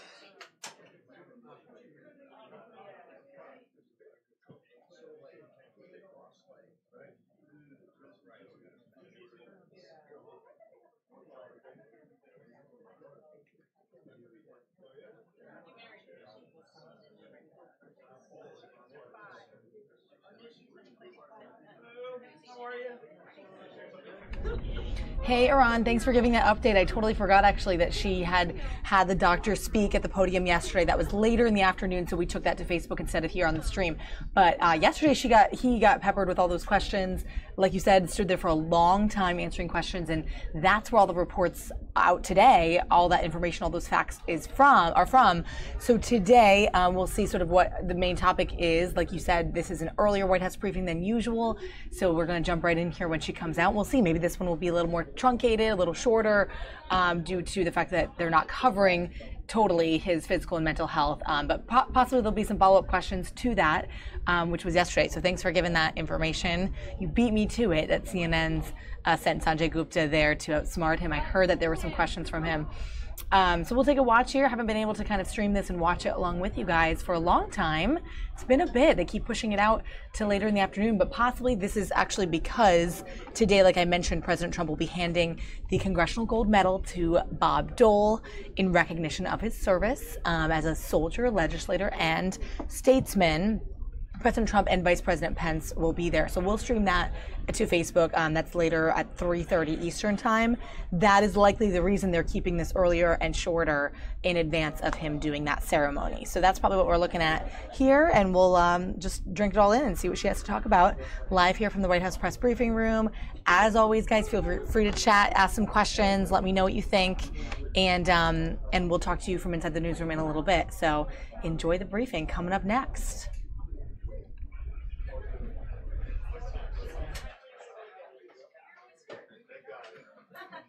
Show you the treadmill that he's talking about. He's going to make AC. I was thinking yeah, let's see that. What level? I was going to suggest you go to this pairing.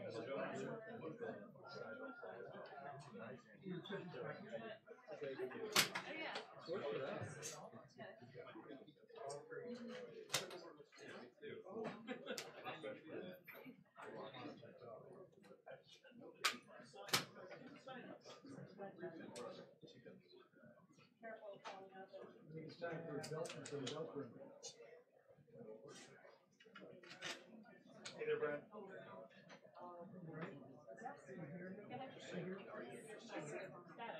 Sure. 1, 2, 3, 4, 5.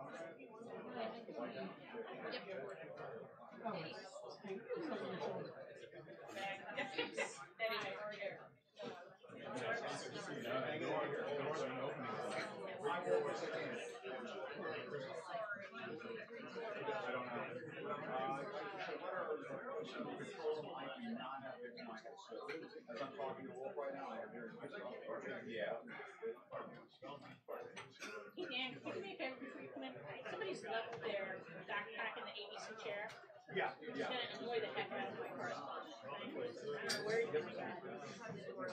Just doing this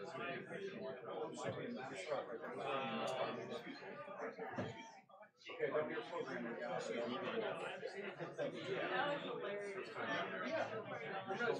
I still have not been down. Seems like every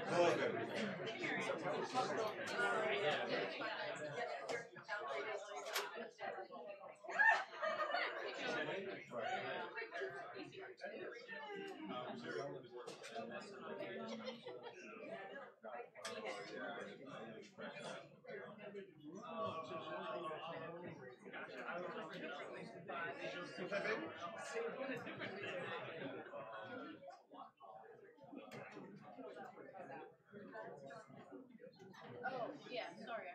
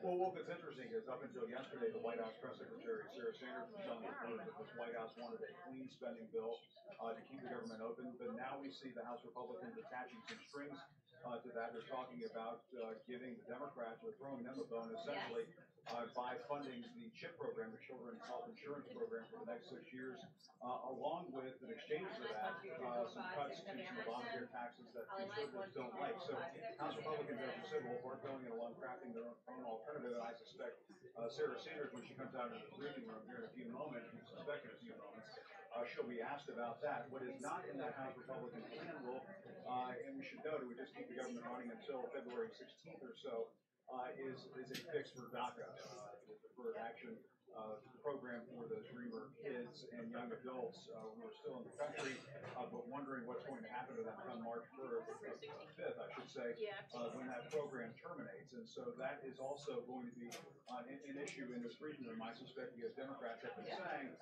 hey, we don't want to sign on to another continuing resolution. We want to sign on to a study plan that includes a docket fix.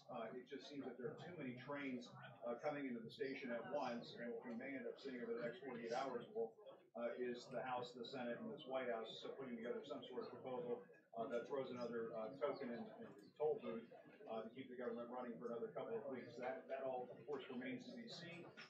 But as of this point, the White House has said repeatedly they don't want a government shutdown. Now, we should point out one of the interesting things that's developed this morning is that the White House Chief of Staff, John Kelly, who, as we know, is a retired general and so on, he has been doing something that we typically see from non-military style chiefs of staff that we've seen in the past, going up to Capitol Hill and talking to lawmakers. It's a situation that we don't typically see John Kelly in, but he was doing that earlier this morning. 471. Guys, just a quick live look inside of our newsroom. We have a couple of our guys playing around with the Google Arts and Culture app. Fritz is like, I'm walking away. Have you guys been playing with the app? I know we were talking about it on the stream. I still don't understand it a couple days ago. Can they hear us on the microphone? Yeah, take the mic. So Gary's here. Finally, he's back. I haven't seen him in a while.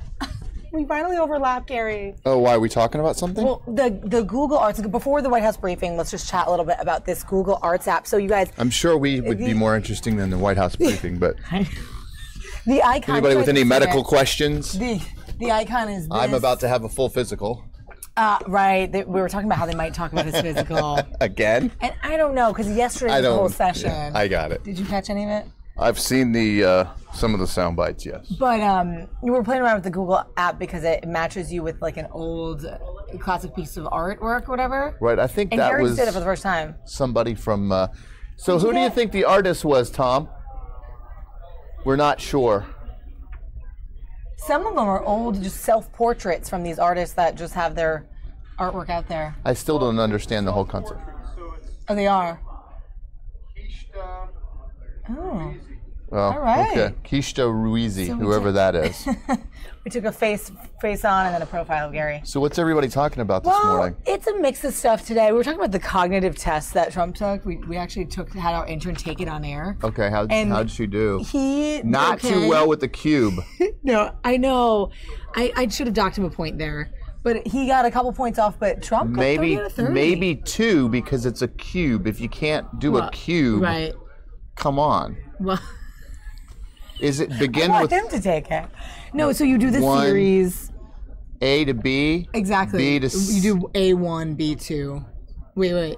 A, yeah. No, go. I got you. 1 goes to A, so B goes to 2. Patterns and shapes, assessment of that. It's verbal as well. It's listening, memory, cognitive awareness. It looks nothing like the SAT. Is this you name it? A lion? Yep. A rhino? Yes. A camel? Yes. Seriously, this is the test? And that's what you think until you come to the end, where you have to recall something that you were told in the middle of the test. And it's not, I mean, the end to me was a little tricky. I think I would have done fine. I haven't actually taken it administered to me, but that's it. It's an official public test. And like we said, they were talking about this at the briefing yesterday, so they may not bring this up again, but we're going to listen in to see. Draw a clock. 10 past 11. So you have to draw a clock with a certain time. Well, here, do it. You can't see in the mirror, and the camera. 10 past 11. So clearly the intern knows he did it. About time. He rocked that. But and that's it? He didn't finish? No, we did. Okay, so that was his. Don't. Yeah. And then I did his numbers on a different sheet. Okay. I think, I don't know, we're sitting on there or something. But what are you working on today, Gare? I know we're. Well, I'm actually trying to work on something behind the scenes, but I'm going to go do something, I think, at the museum, Portrait Museum, with Selfie Day. Oh, you are there's doing an event in relation to this? Yeah, there's an event today out there. Got it. I actually know and that. I don't know exactly what it is, but because I generally don't know what's going on until I didn't know this the either. last second. So it is. I actually just found this out. It's Museum Selfie Day and Art Walk at the Smithsonian with a Does dinner. everybody know it's going to warm up this weekend? It's going to warm up this weekend. Like a lot? 50s. Yes. I was hoping we could get a 60, but I don't think we're going to get a 60. Okay. I haven't looked at the new stuff. Yeah. But I don't think we're going to get to 60. Did you love that last Friday? It was 665. Absolutely. I took insane? advantage of spring cleaning. Oh, good. I did some stuff, yeah. So that was nice. I would always rather prefer it be 50 or 60 than like 10 or 20. Yeah, I would too. Right? I think most people feel that way. I know you guys are all over. We have people watching from Vegas, Portland, Oregon, a lot of West Coasters. Really? So yeah, the people on our stream, you guys are from all over checking into DC, but it's been really weirdly up and down here. Gary McGrady, who does weather and features, I'm looking at the live feed there from Houston, right? And it shows that Houston, which is where I'm from, it's like 32 degrees right now, which is crazy cold for them. Show this. And that is nuts. They had, I believe those are the actual. It says they're live temperatures. Let's put it here. Yeah, since it is live, they're feeding live. live. Temps in Houston. But that's crazy cold for them. They had snow yesterday, and I always think when there's snow down there, we're going to get something here. Mm-hmm. My parents are in North Carolina, right? Yeah. Out by well, they don't live in Winston. I went to school there. Yep. What's 5 inches of snow. Today? Last night and today, yeah. Really? Yeah, it's about 5 inches. Interesting. I didn't know that. My brother recently moved to Raleigh, so he's being affected by some of that. Yeah, I don't know what they got. I don't know how much Raleigh got. Right. They got more than we did, obviously, down there. Yeah, it's been a crazy, weird weather winter into no one really knows. And then people are talking about like blaming everybody getting sick on this. I don't know if that's true, but I've not gotten sick. Yeah. My son's sick. Oh, really? That matters. I got a flu shot a couple of weeks ago. We were just talking in the meeting about if or not the hype around that, if it's really just a money grabber or if it actually is working. Because remember, they were saying statistically, is it really working this year? I went for something completely unrelated to the doctor, and they just basically sat on me until I got the flu shot. Wow. Whatever. So I didn't have any problems from it. So. Yeah, it is kind of like whatever, but people are wondering how effective it is this year. Specifically, Dr. Schulpe was mentioning this. But I don't think I've had the flu since I was a kid, and I don't always get a flu shot, but just for me. Yeah. But I don't think it's a bad thing. Right. So. Yeah, we're kind of debating it. We're talking about it. But anyway, that's what we got going on today, and Gary's doing this museum selfie thing. That'll be fun. I can't wait to read more about that. I think so. That's what we're trying to do. I don't know if it's going to happen or not. But. Taking pictures with the magnificent art collections. Very cool. Oh, yeah, you got that. Okay. Yeah, it's just the info. So there's an event there for it. So we're going to go check it out and see what happens. Okay. Sounds good. All right, Gare. Well. I got to go to work. Thanks. I got work to do. Work. Can't just sit around chatting all day. Thanks, Gary. Bye. Bye, guys. Thanks, Mom. Thanks, Gare. All right, guys, we'll go back over. Actually, we're getting a feed right now of, I know this is stuff that was traumatic for some, to say the least, and very eye-opening, but the Larry Nassar sentencing is still going on in Lansing. We're hearing from a lot of young women, brave women who grew up with this man as their gymnastics coach, gymnastics doctor at Michigan State University, and they're coming out years later. There was a woman who was 39 yesterday. There was multiple women who were in their young 30s. It made me resonate back to my gymnastics days and sort of what people go through. And as you put a focus on that and you drop everything to kind of make that your passion and go into that as your field, and then this happens to you and you're affected for the rest of your life, it's severely traumatic. So more people are on the stand. Live shot right now of the doctor himself, hanging his head in shame there in the courtroom. We're going to listen in there for just a second, and then I'll bring you back to the White House briefing when that starts up. So listen in to the sentencing of Dr. Larry Nassar. Hearing your words will also help her and your family. So thank you for being here. Thank you. You are having a rippling effect in the world. That means that your power not only is back in you, the light is back in you, but the power is being felt by other victims, and that is immeasurably valuable. Thank you. Of course. And thank you, Mom, for being here. Next.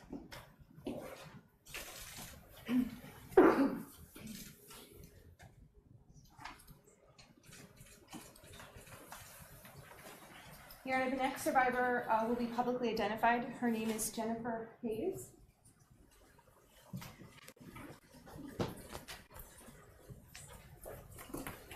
She's accompanied by her husband today. I have also displayed a photograph of Jennifer at the age of the abuse. Thank you. Thank you for being here this afternoon. Could you please state and spell your name for the record? Sure. Jennifer Hayes, Jennifer Hayes. Thank you. You may proceed. Thank you.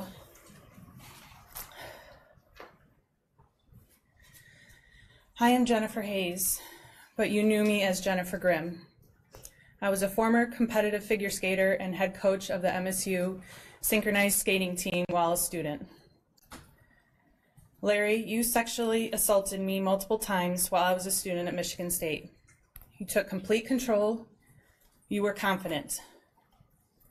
You had created a secure world where you brainwashed everyone around you to enable and protect your action of self-pleasure.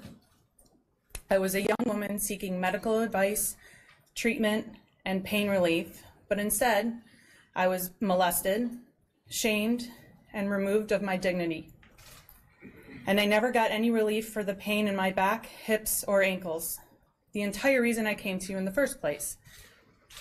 The first time you assaulted me, you said, I'm going to realign your back, and some find what I'm going to do a little uncomfortable. What was that supposed to mean? How was I supposed to respond to that? You then never explained the procedure, never let me know what exactly you were about to do. Instead, you told me to lie down on my stomach and open my legs. You then parted my loose shorts that you always made me put on, and without warning, forcefully pushed your dry fingers into my vagina, touching areas that have never been touched before. I hadn't, at that point, even seen a gynecologist yet. You remained inside me for about 15 minutes at each session. I was in such shock that I flinched and then grabbed the exam table with both hands as hard as I could, closed my eyes tight and held my breath, frozen in fear while each muscle in my body remained tense, just waiting for you to be done, for it to all be over. I was absolutely terrified. I had no idea what was happening. I had no reason to believe you were going to do anything to me internally. You told me you were going to realign my back by doing this. However, you were touching and manipulating intimate areas that were not even close to my spine. I had seen countless doctors and therapists for back, hip, and ankle pain since birth, and I never had a doctor stick their bare hands into my vagina and then call that treatment. You have claimed this procedure was a medical treatment. Why did you then exclude it from all my chart notes? Why did you never give any step-by-step detail of what exactly you were doing and for what purpose? Why was your groin always up against me while your fingers were inside me? And when you stuck your fingers inside me, why did you never once wear gloves? Which you know is against OSHA standards and therefore subjected me, you, other patients, and the community to infectious diseases. Why weren't you concerned of my well-being, never asking me if you were making me uncomfortable or if you were causing me additional pain? Why did you feel the need to violate me and use me as your sexual specimen for your own sexual pleasure and satisfaction? You said on December 7th in federal court that you really did try to help people. But how did you help me? You also admitted in federal court that you are addicted to young girls and women, but compared this addiction to alcoholism and drug abuse. Like it's no big deal and more socially accepted. You said that others may wonder how you got down this path. This is not some trail you stumble upon one day. You intentionally and strategically placed yourself in positions of trust and power around girls. And you intentionally chose each and every time to assault us. It was your decision, not ours, and most definitely it was not mine. When you said that you really did try to be a good person and really did try to help people, I wonder, how can you, with complete honesty, say that you're a good person who tried to help people? You made us all believe that you had our best interests in mind and that you wanted to help us. But that's not the truth. The truth is, it was all a lie and a setup. You used your reputation, your medical license, and your authority to brainwash children, young women, parents, colleagues, the athletic community, and me. In November, in this very courtroom, you stated that this was like a match that turned into a forest fire out of control. I don't understand what you mean by that, really. Are you insinuating that your current situation and all of this was...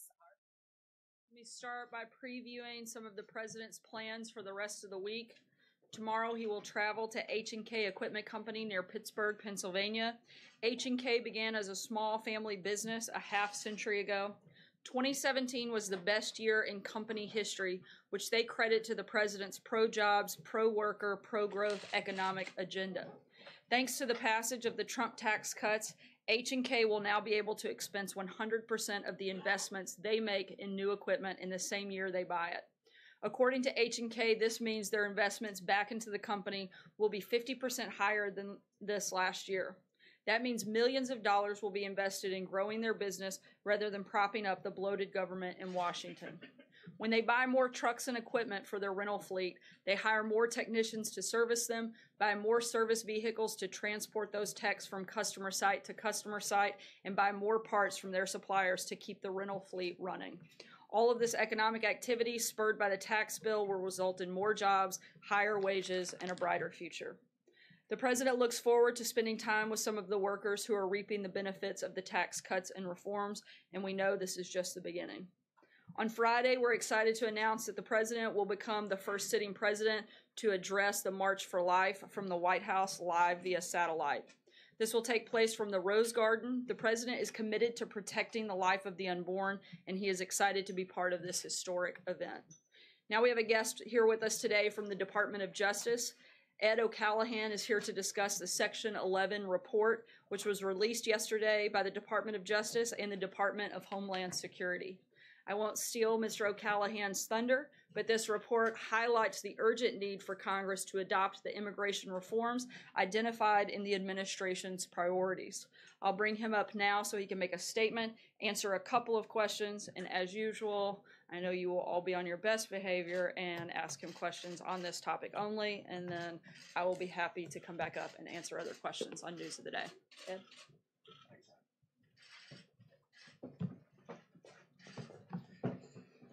Good afternoon. My name is Ed O'Callaghan, and I am the Principal Deputy Assistant Attorney General in the Justice Department's National Security Division. In my capacity as Principal Deputy, I assist the Acting Assistant Attorney General in the supervision of the 350 dedicated investigators and prosecutors who carry out the Department's highest priority, protecting the United States from threats to our national security. I've been with the National Security Division since November of last year. Previously, from 1999 to 2008, I was an Assistant United States Attorney in the Southern District of New York. From 2005 to 2008, I was co-chief of the Terrorism and National Security Unit in the Southern District of New York. And some of the cases I worked on, of course, during that time included the investigation into the 9/11 attacks that occurred while I was an Assistant United States Attorney in the Organized Crime and Terrorism Unit of the Southern District of New York.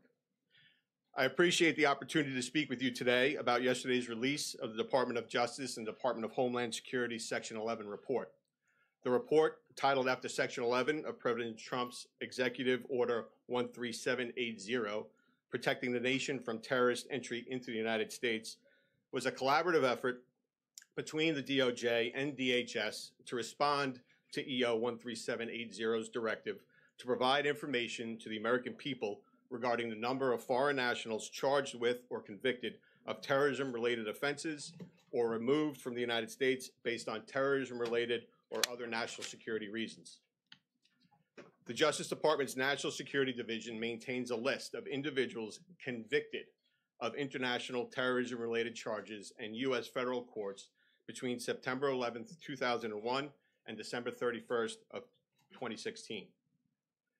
As indicated in the report, as of December 31st of 2016, there are 549 individuals on that list of convictions of terrorism, international terrorism-related offenses.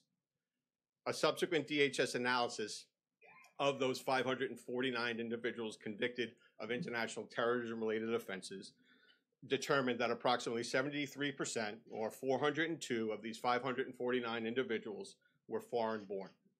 A further breakdown of the U.S. citizenship status of these individuals at the time of their respective convictions shows that 254 were not United States citizens, 148 were foreign-born, naturalized, and received U.S. citizenship, and 147 were citizens, U.S. citizens by birth. I'll point out that one of the cases that's highlighted in the Section 11 report refers to a defendant who we convicted in the Southern District of New York named Uzair Paracha. Mr. Paracha came into the United States, I believe, in 1980 as a family member of a legal permanent resident. Mr. Paracha was ultimately convicted of providing material support to Al-Qaeda. It's a case that I supervised when I was chief of the terrorism unit in the Southern District of New York.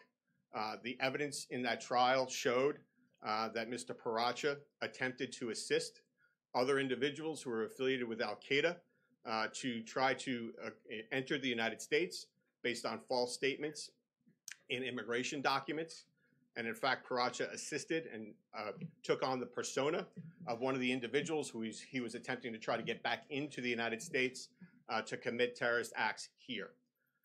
The individual statements provided by that individual demonstrated that he was attempting to come back into the United States to commit attacks on gas stations in New York, my hometown. By the fact that we were able to prosecute Paracha, it stopped that attempt to engage in additional terrorist attacks here in the United States. Additional items included in your report demonstrate that the U.S. Immigration and Customs Enforcement provided information that shows that there have been approximately 1,716 removals of aliens since September 11th, 2001, because of national security concerns, a designation that is determined by ICE within the Department of Homeland Security. Obviously, there are certain times where, although there are national security concerns about foreign-born individuals who are in the United States, a federal prosecution for one reason or another is not the suitable way to go about dealing with the threat posed by that individual. So the immigration authorities have other tools at their disposal, one of them being the removal tool, which is cited by ICE in the Section 11 report. It is the case that the threats to our national security are not showing any signs of relenting.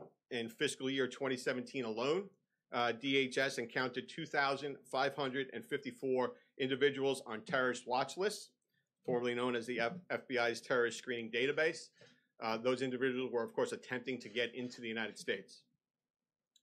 Additional important statistics provided by DHS and documented in the report include the fact that between October 1st, 2011 and September 30th, 2017, a total of 355,345 non-citizen offenders were administratively arrested after previously being convicted of an aggravated felony or two or more crimes, each punishable by more than 1 year, a regular felony.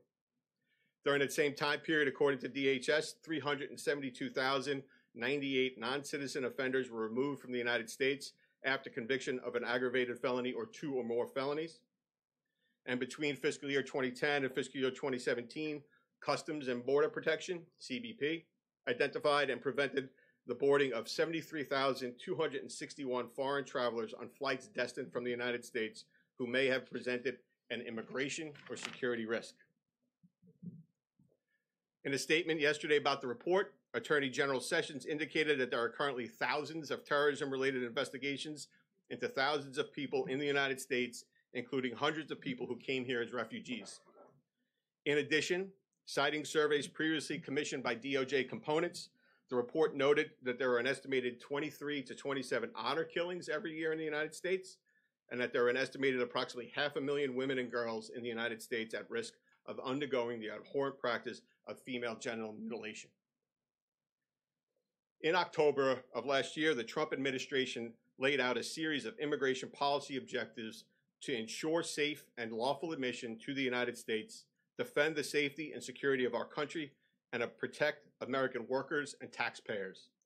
There are three pillars to this immigration policy: border security, immigration enforcement, and a merit-based immigration system. From the cases I have worked on, I know that foreign terrorist organizations, transnational criminal organizations, and other individuals and entities that wish to harm the United States undoubtedly seek to exploit weaknesses in our immigration system when it benefits them in accomplishing their unlawful schemes. President Trump's immigration policy is designed to serve the interests of national security. Enhanced vetting and screening and continuing screening promote the discovery of information that would help immigration and law enforcement authorities identify foreigners who may pose national security threats to the American people. Rather than basing admission decisions on programs that lack accountability, like diversity visa lotteries and extended family chain migration, adopting a merit-based system rewards skills and qualities that include, but are not limited to, education, English language proficiency or fluency, and/or job skills. As a prosecutor tasked with protecting our nation's security, I know some of our cases have involved exploitation of vulnerabilities in our current immigration system.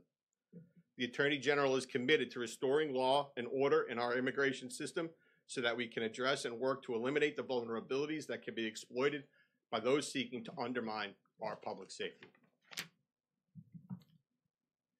Those are my brief remarks. I'm happy to take some questions. Sir, in the middle. Thank you. Do you find it alarming that more than 25% of people convicted of international terrorism-related charges were natural-born U.S. citizens, and what is the administration doing to address that issue?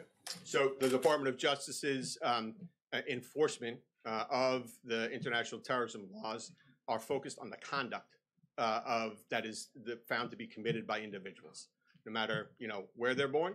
The statistics that you have for the first time compiled in this way in response to the executive order and directives therein demonstrate that the international terrorism offenses that we have prosecuted in the National Security Division and achieved convictions on, that there's 73% of foreign born. We're going to prosecute anyone that we can make cases against that are posing threats to the national security of the United States. The statistics that are brought before you in the Section 11 report respond directly to the directive in the executive order about international terrorism offenses, and now those are the statistics that my division, the National Security Division, keep. Sir, in the middle. Thank you. Thank you, sir. My question is. Okay. Thank you. You're next. Yeah. Very simply this, has there been any change in the administration's stated policy about using Guantanamo in dealing with international terrorists? No. I'm not aware of any change in the administration's stated use of the Guantanamo. The administration is committed to enforcing our terrorism laws and any law that we can against anyone who will present harm or threats to the United States. There are considerations as to how any potential case may be addressed so that any threat that is posed by any individual is neutralized.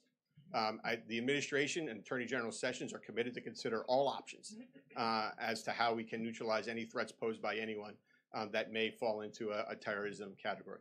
So Guantanamo is still going to be around for a while, and there's no plans to close it at all.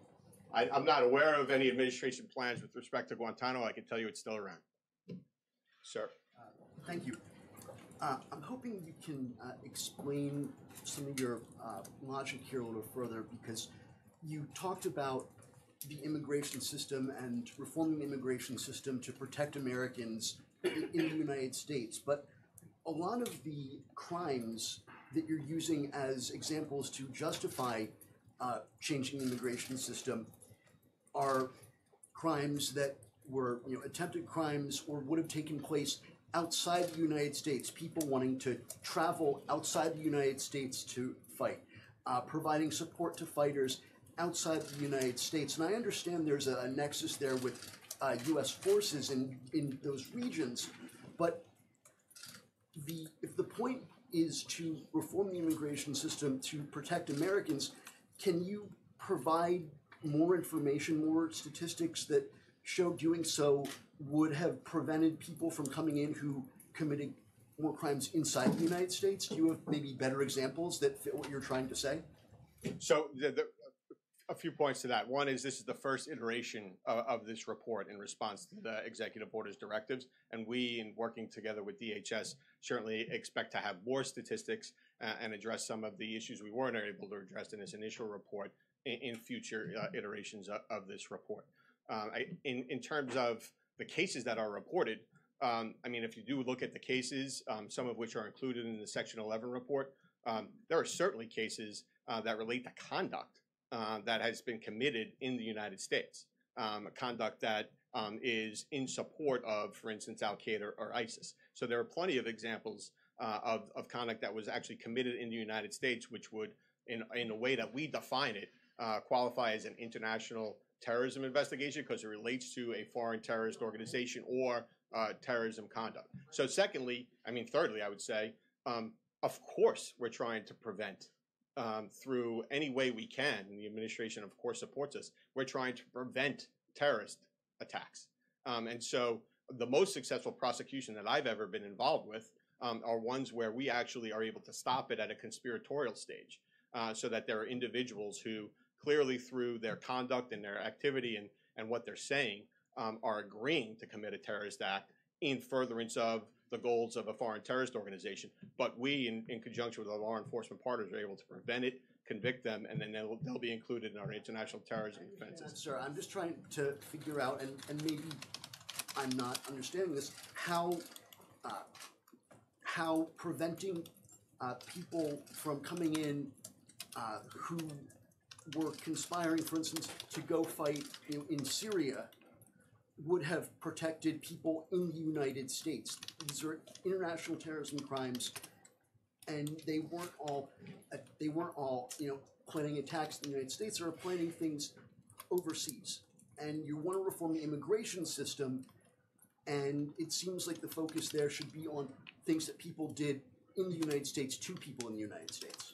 Okay. So the administration immigration or reforms focus on getting more information, enhanced screening, enhanced vetting, more information, more agents, more officers asking more questions, more prosecutors prosecuting more cases.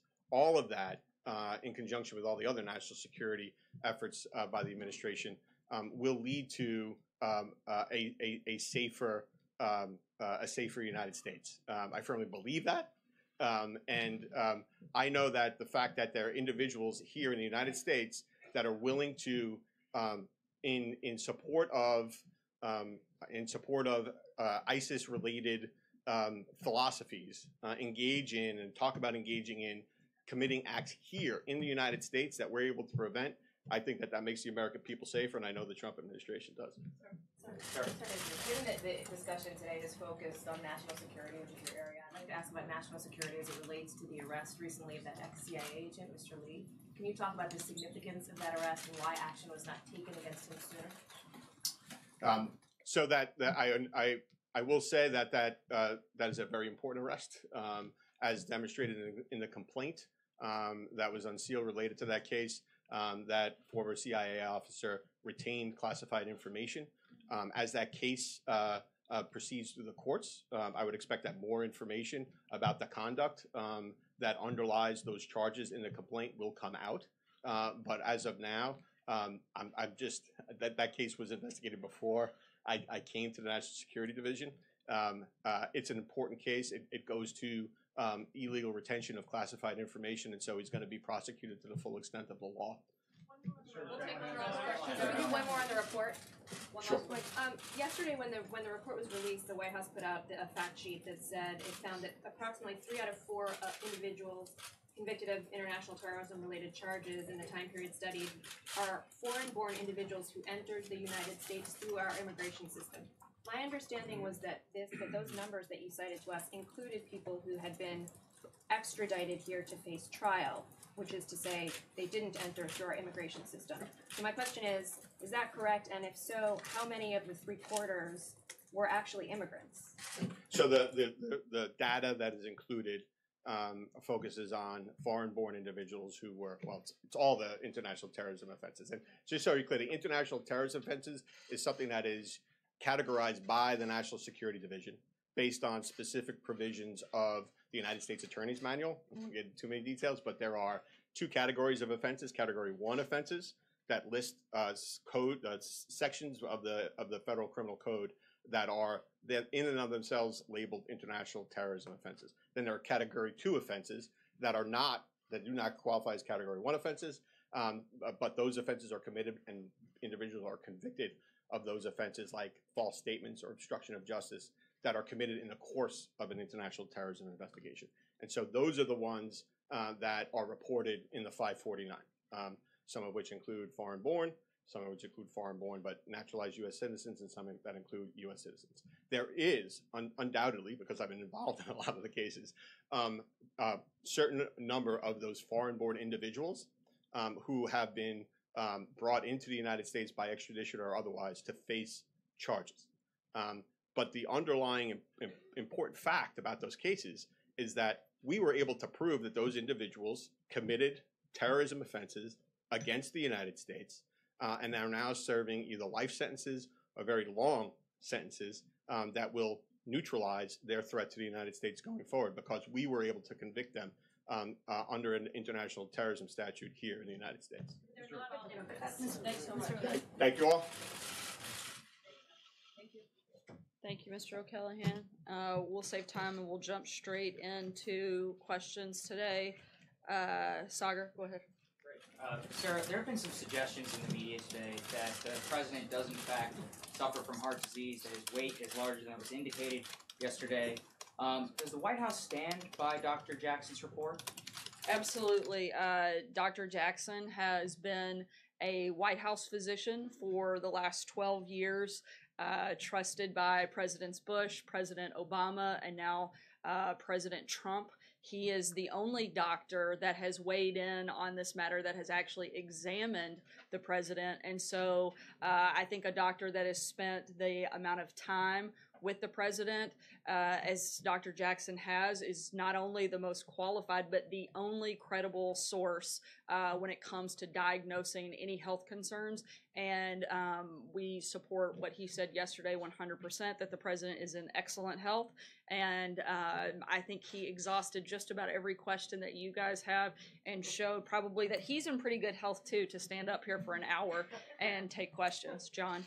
Not too long ago, Senator Jeff Flake of Arizona took the Senate floor to again denounce the president, this time likening him to Stalin in his approach toward the media, saying that he's inspired dictators the world over. This is of a pair with a statement from Senator John McCain, saying that the president should stop attacking the press. At some point today, you're supposed to give out fake news awards. What do you think of what Senators Flake and McCain have said, and what's up with the awards? In response to Senator Flake specifically, I found it quite interesting that he is coming out to attack this president, considering he's one that was recently defending an actually oppressive regime. He went to Cuba a few weeks ago and served as a mouthpiece for the oppressive Cuban government. He's not criticizing the president because he's against oppression. He's criticizing the president because he has terrible poll numbers. And he is, I think, looking for some attention. I think it's unfortunate. And certainly, I think our position here at the White House is that we welcome access to the media every day. I'm standing right here taking questions. The president does so regularly, and to act as if we're anything but open to that back and forth exchange is utterly ridiculous. What about following on what Senator McCain said and then the awards that I haven't had a chance to read all of what Senator McCain said. the awards? We'll keep you guys posted. It'll be something later today. We'll be looking for that. Sarah, I know you're all waiting to see if you are big winners, I'm sure. Indeed. There's been frustration from both Republicans and Democrats who were in the room yesterday with Steve Bannon when he was being asked about some of the claims that he's made about this administration and the president's family. But specifically, some of the criticism has been aimed at the White House because of guidance that has supposedly been given as to what can and cannot be said, specific topics that are off limit, and the scope of executive privilege. Without getting into the details of that, can you at least define for us what the White House is telling attorneys falls into the scope of executive privilege here? Yeah, I can tell you that this White House is following the same practice that many White Houses before us have, that have gone back decades, that there is a process that you go through. Anytime you have congressional inquiries touching upon White House, the Congress should consult with the White House prior to obtaining confidential material. This is part of a judicial recognized process. We want to follow through that. We've been fully cooperative with the ongoing investigations, and we're going to continue to do so. And we encourage the committees to work with us to find the appropriate accommodation in order to ensure Congress obtains all the information that they're looking for. But there's a process this works through, and it's not just isolated to this instance. Executive privilege is something that goes back decades because it's something that needs to be protected, whether it's during this administration or 20 years from now. We want to make sure we follow the process and the precedent, and that's all that's taking place here.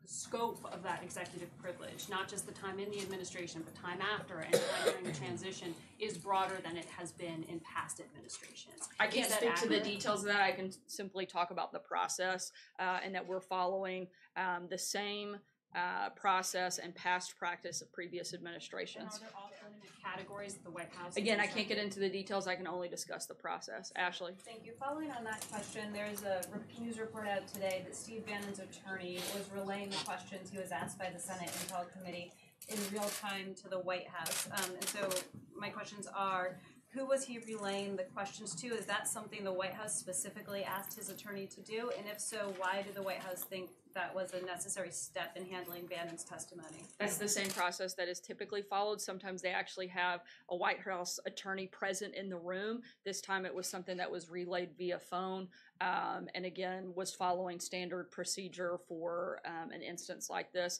and something that will likely happen again on any other number of occasions, not just within this administration, but future administrations. Jordan. Thanks, Sarah.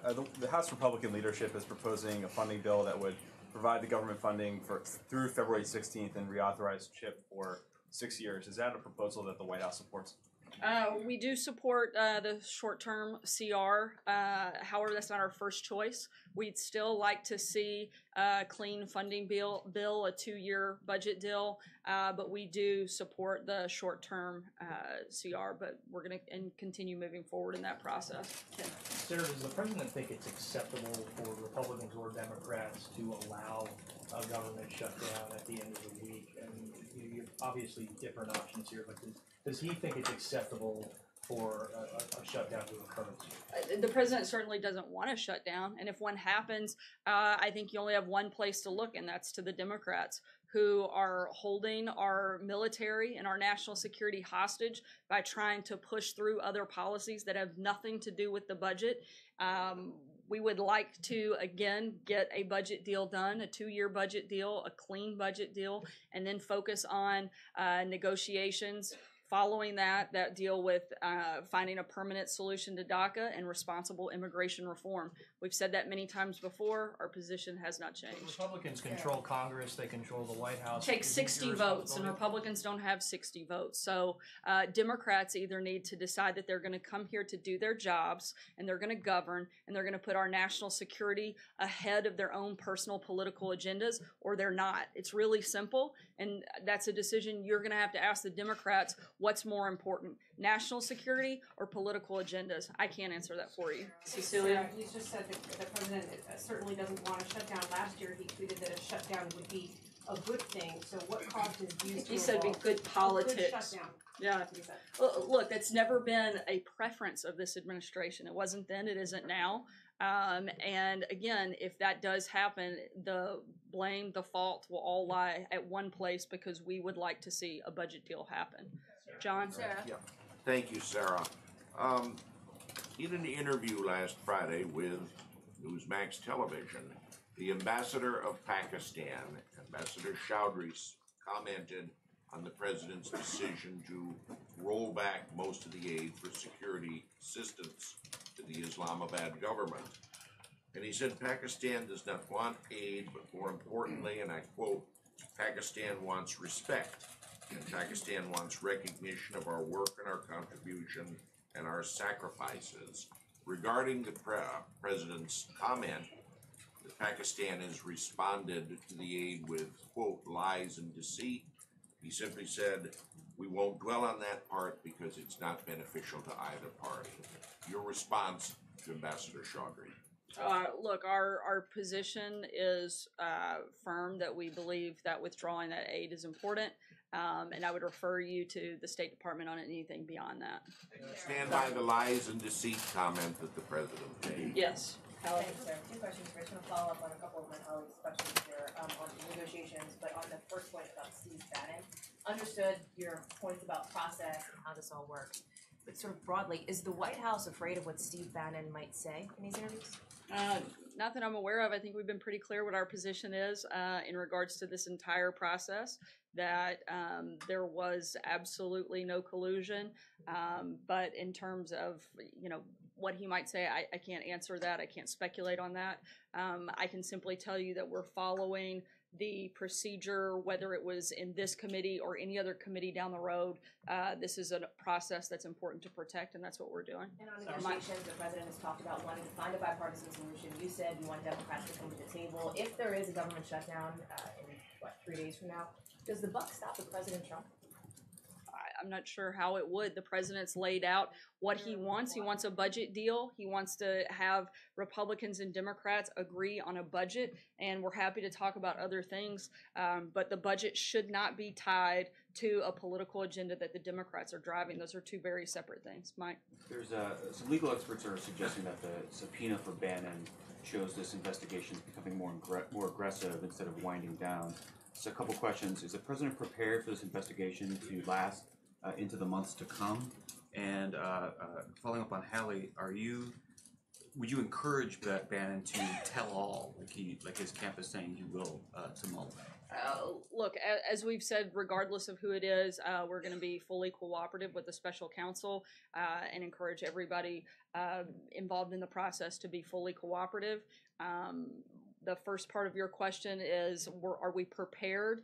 I think we've been dealing with this hoax for the better part of a year. If we have to endure the ridiculousness for another month, we can certainly handle it. Do the American people deserve that? No, I don't think they do. Steven. In the interest of clarity, you've spoken of how the White House counsel's office has been involved in this process on the Hill. Has the White House, to this point, actually asserted executive privilege, or are you talking about the potential? I'm talking about the process. I can't go any further than that. Quick question on the CR. You speak of how the president would like to see a short-term CR passed. Is he going to lean on the fellow Republicans who are in the House Freedom Caucus to see to it that they vote for it? Like I just said, we support the short-term CR. Our preference is the longer 2-year budget deal, but we support the short-term. So the answer would be yes, that he will encourage the House Freedom Caucus to vote for it? Yes, like I said, we support the short-term and think it is certainly better than not having that and having a government shutdown as the alternative. But again, our preference would be a longer-term deal. Blake? Sarah, when you look at the calendar then, January 17th, the budget deal potentially that goes to February 16th, the DACA expiration is up March 5th. Does the president want to see a DACA deal get struck before the next CR would end, or is he willing to potentially take this up to the deadline in early March? Look, I think what we'd like to see happen is let's make a budget deal by Friday, and then let's come back to work aggressively on Monday and make a deal on DACA and responsible immigration reform. We'd like to do all of those things and we'd be happy to do them quickly if Democrats are willing to work with us and get on board. You also are rolling out an infrastructure plan this month, so if the CR gets passed this week, is priority number one next week DACA or trying to get support together for infrastructure? Look, we very much want to get a deal done on DACA. That's a big priority for us right now, but we can certainly manage more than one thing at a time, as we're used to doing around here. And if infrastructure gets rolled out by the end of the month or the first part of next month, we'll certainly be working on that as well. Kristen. Sarah, thank you. This weekend, President Trump planning to go to Florida and apparently some celebrations for one-year anniversary of his inauguration. Is that appropriate if there is in fact a government shutdown, or would he consider changing his plans? Again, we hope that Republicans and Democrats will come together and that we'll have a budget deal. We still are focused on that being our top priority. If that doesn't happen and there's a schedule change, we'll certainly let you guys know. How does he see his role, Sarah, in getting the ball over the finish line? I know you're pointing the finger at Democrats, but bottom line, he's the president. So how does he plan to make sure this government stays open? Look, we're doing everything we can to encourage members from both sides to make sure that we get a deal. The president has made very clear that his number one priority is our national security and fully funding our military, and that would be obviously something of utmost importance. And I would think that Democrats should share that same passion and priority as the president, and hopefully we don't have to, go through this process come Friday. I'll take one last question. Lou, go ahead. Thank you, Sarah. North Korea and South Korea have agreed to march together during the Winter Olympics in the opening ceremony under a unified Korea flag. Does the President, does the White House support both North Korea and South Korea marching together and coming more closely together during the Olympics?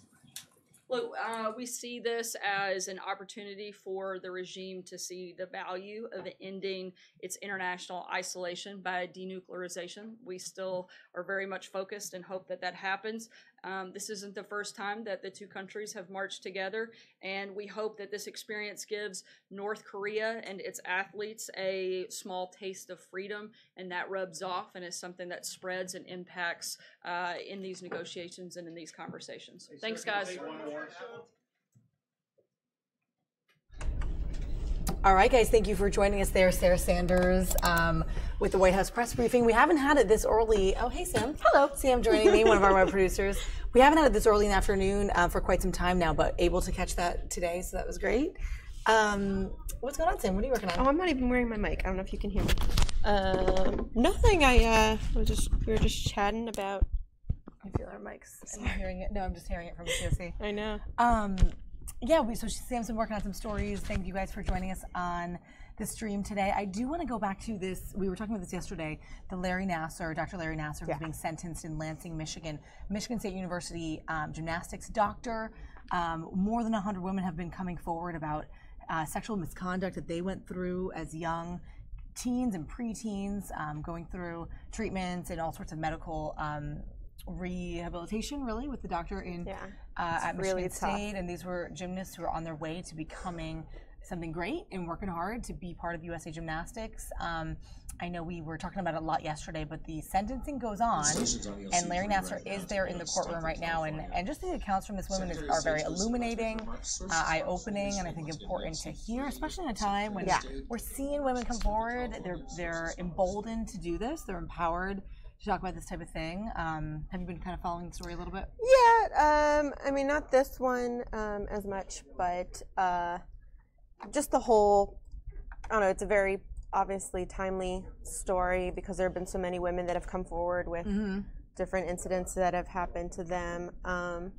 And I haven't been following the little gritty details. They're actually, it's hard to, I think I was talking to you this to you yesterday, that like it's so much detail, like, and it just, it's hard to hear. So I can't imagine what it'd be like to be the person saying all those things, like to confront their attacker and this person who molested them for so long, to have to like tell a court and a judge all this horrifying stuff. What's that really, he did. agree. And what's really nice in these instances, because I've been watching some of these testimonies, is the judge sort of takes each woman's singular statement and sort of has a empathetic and sympathetic reaction and sort of response to what each singular woman went through. And so whether they're there accompanied by a significant other who's helping them through it or not, this woman as the judge is sort of answering empathetically and then kind of saying some conclusion about what this person went through and what they can go, where they can go from here, and then they're moving on to each woman's account. So they're all similar but a little bit different. And it's ongoing. I believe it's going to be going on for the week or maybe a few days, and then the ultimate sentencing will come down. But just a reminder, guys, President Trump will be honoring Bob Dole with the Congressional Gold Medal later this afternoon. It's kind of a nice live event that we will likely stream on our Facebook later this afternoon, 3:30 Eastern time. So that's going to be coming up later in the afternoon. We'll close with a little snippet to hear at least this last woman's account from inside that trial, and we'll catch you again tomorrow. Oh, Pete, thanks for saying that you hear us. Thank you, guys. All right, I'm just catching up on some of your comments. Yeah, we're having a little mic issue there for a second. But oh, sorry. No, we're good. We're good. Now we're good. We got Sam, and hopefully, Sam, we see a little more of you coming up. Yeah. To talk more stories. And if you guys have any ideas on what we can talk about, what you'd like to hear us talk about, let us know. I know some of you like different topics. Everyone's kind of different, but try to keep you with the live stuff so you can see what's happening on our live stream at all times. We're at the bottom of our website, fox5dc.com, and on our YouTube channel, which is probably what you're watching right here on YouTube. So thanks for joining us, guys. Let's jump into that courtroom in Lansing and take a look at some of the testimony coming out of there. Not know he was assaulting them. Speaking as a survivor of this man's systematic abuse, I do not believe these questions are relevant any longer. If you're still asking these questions, then you do not have an informed understanding of what has happened here and of what has been happening for years. You have no concept of the culture of gymnastics, a culture that promotes fear of challenging authority, an environment that often breeds physical and mental abuse, and a system designed to limit parental involvement. You have no idea what this man is capable of doing and of how he used the weaknesses of this culture to satisfy his own demented needs. You have no idea what he managed to do bluntly in the face of authority. You have no idea what he continued to do, even as survivors reported incidents and as authorities became aware, and in some instances were aware from the very beginning of what he was doing. You have no idea how creepily intelligent he is and how he used this intelligence, both of the nuances of the sport and of the individuals he targeted, to manipulate little girls and young women alike. We need to stop asking questions and start taking action to prevent abuse of this magnitude or any magnitude from ever happening again. The aftermath of Larry Nassar's actions, as well as USAG and MSU's complicity, are vast and multifaceted. Through many sessions of therapy, I am reliving these moments, week after week, day after day, hour after hour, an attempt to unravel the web that was created and perpetuated by each of them. I am finally able to clearly see how MSU and USAG enabled Larry Nassar's pedophilic behavior, further exacerbating a situation that could have been resolved many years ago. It is difficult enough to process that I was abused by a predator, but to know that there were other people in the room when the abuse was happening and that there were people who could have stopped the abuse or reported it but didn't, that is perhaps the most difficult truth to swallow. No man should have been able to conduct this procedure without the expressed consent of a parent. The fact that this was not properly flagged earlier by these organizations, which are entrusted to safeguard athletes, many of whom are children, the very fact that this man was ever alone in a room with little girls is reprehensible. More accountability should have been there. It was not. More accountability needs to be there in the future. With the help of my support system, I'm learning to let myself work through this, hopeful that I will find healing accompanied by change in the end. But this abuse has had and undoubtedly will have a profoundly negative impact on my life. It has left me ridden with sadness, severe anxiety, and an inability to execute my personal and professional responsibilities. There will never be a time when I'm not recovering. There will never be a time when I can leave this in the past. Your Honor, may I address the defendant directly? I speak to you now, Mr. Nasser. Recently, you have described this situation as a match that turned into a forest fire, out of control. I suppose you meant to use this analogy to rationalize your horrific delusional behavior as if it were all blown out of proportion. My question to you is this: what if you had just lit a single match? What if you had only ever performed this horrifying procedure on one single girl? Would it matter? Would you get away with it? That's what I believe you were hoping. That each girl you assaulted would be just one isolated voice, impossible to hear. But I believe that we all matter, no matter how many or how few of us there may be. You have said that now is the time for healing. I remember you using similar words at USAG Nationals and at the MSU Sports Clinic. You're still attempting to use the same manipulative tactics in the courtroom. You're still attempting to prey on our weaknesses, even behind bars. We had given you our deepest level of trust, a trust that you would take care of our bodies and heal them to the best of your ability. You violated our trust to the highest degree. The damage that has been caused is a direct result of your actions, and you do not get to decide when we are ready to heal. We may never fully heal, and you need to face the truth and the consequences that accompany it. Your Honor, if I have to live with this for the rest of my life, Mr. Nasser, the defendant, deserves a sentence that will affect him for the rest of his life. And that sentence should be multiplied by however many girls and women he assaulted, who will also carry this for the rest of their lives. I believe justice can be a catalyst for change, and the first step toward creating the change that is necessary is by not allowing Mr. Nasser to be a free man in our society ever again. We may have been silenced for years, but it is this silence that will forever bond us in a sisterhood. It is this silence that has challenged us to find our voice. We have found it. We are using it. I just ask that you hear us. Thank you. Ma'am, I have heard you and all the others, and I have to say that your speech encompasses, you were the 44th victim I've heard. Your speech is comprehensive on every statement that's been made to me so far. I suspect also of those who will come after you. As you were speaking, there were several survivor victims and their families who also nodded at several points that you made. You all share that same feeling against defendants, and your words are very powerful. You talked about the sport saying get up and try again. Well, you have gotten back up, and you are not going down again.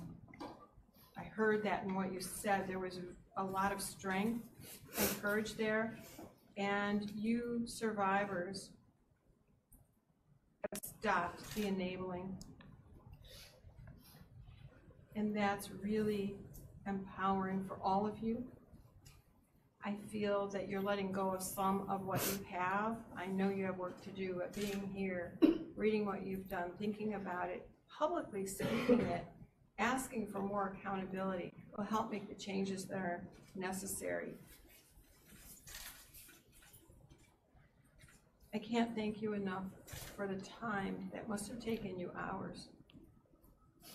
And it must have been painful to write parts of those.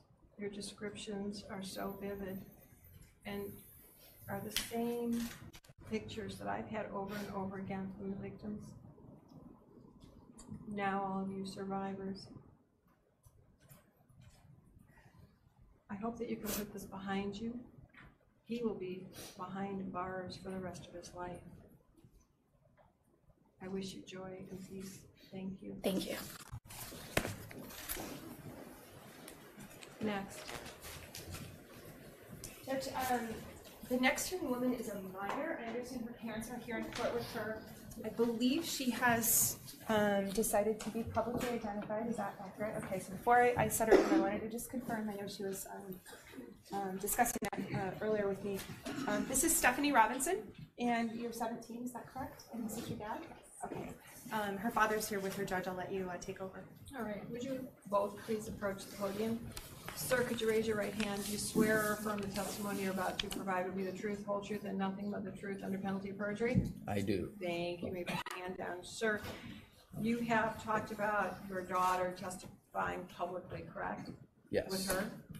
And it's your mutual decision that she go forward and be public with her statement, her voice, her photograph. Is that correct? Yes. And you're giving her permission? Yes. All right. And no one's forced, threatened, or coerced you to do this or to make this decision or to force her to do it in any way. Is all of that correct? Yes. All right. So you're satisfied that it's in her best interest and the families as we go forward that she make her statement publicly with her image and voice? Yes. You may proceed. You agree with all of that? Yes. All right. Now, you're a little soft spoken. I need your cheerleader voice. Okay. All right? That's very good. If you just edge up. Okay, sounds good. You're good. If you could state and spell your name for the record and then proceed. Okay. Stephanie Robinson, Stephanie, Robinson, Robinson. Thank you. You may proceed. Your Honor, thank you for giving me the opportunity to make a statement of impact regarding the abusive actions of Larry Nassar. I understand that this statement is intended for your consideration. However, I would like to take this opportunity to address the defendant as well. You may. Larry Nassar, it's hard to believe that someone with your level of medical training and expertise decided to take advantage of me, a young woman, only 14 years old, the first time I came to you for hip pain. In the past, I blame myself for not knowing what was happening sooner, but now I know it was not my fault. At first, over the 3 years and dozens of times that I saw you, I was confused by your actions. You acted like you cared, but really all you were doing was baiting me into your sexually abusive trap. After the time you offered up your own office for my dad to step out of the room and take a phone call, so we were alone in the examination room, I knew how and where you were touching me was not acceptable medical treatment. I am disgusted by your actions, and that is why I am here today. Since what you did, I have felt anger, fear, sadness, anxiety, frustration, self-consciousness, and unbelievable levels of stress. I've also struggled to trust others.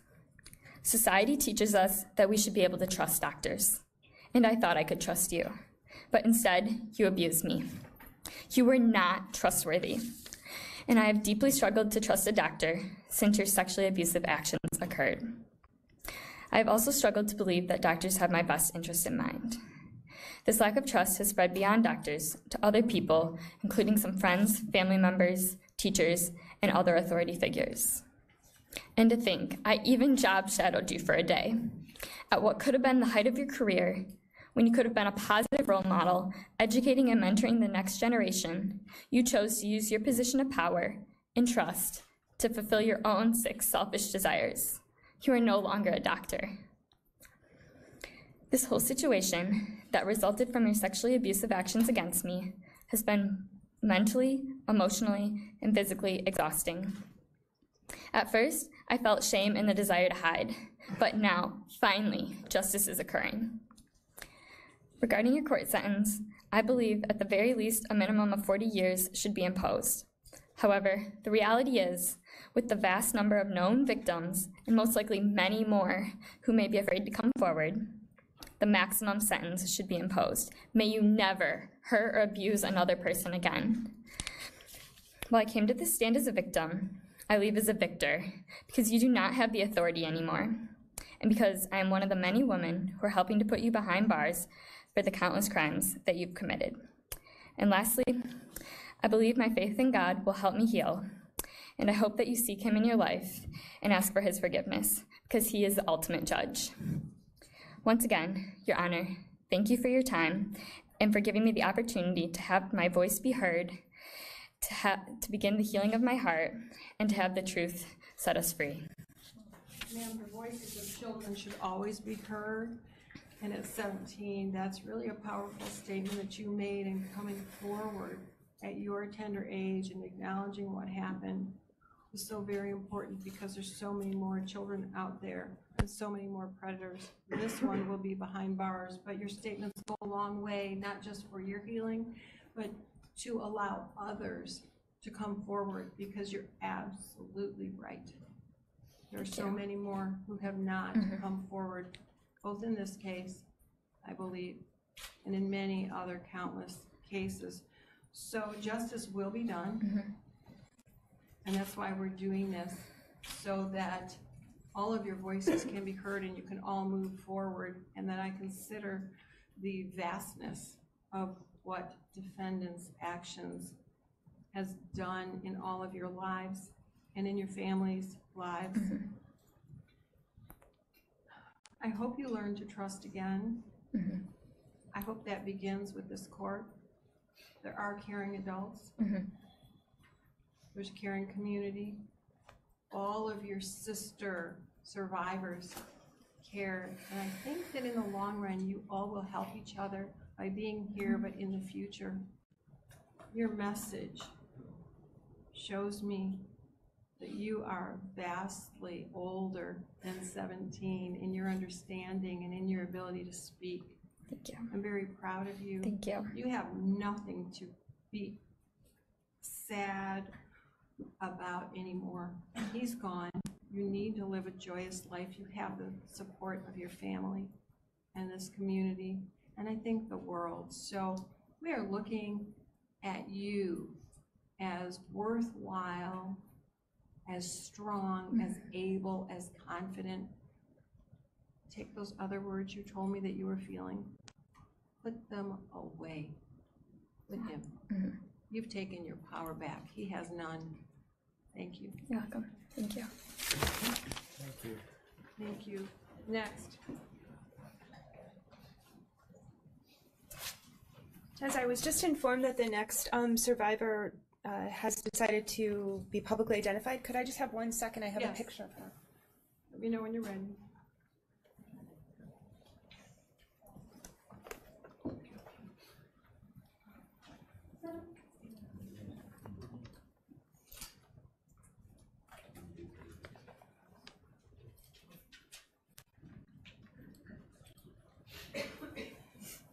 Your Honor, the next survivor that will speak is Carrie Hogan, and she has decided to be identified publicly, and she is here with her husband.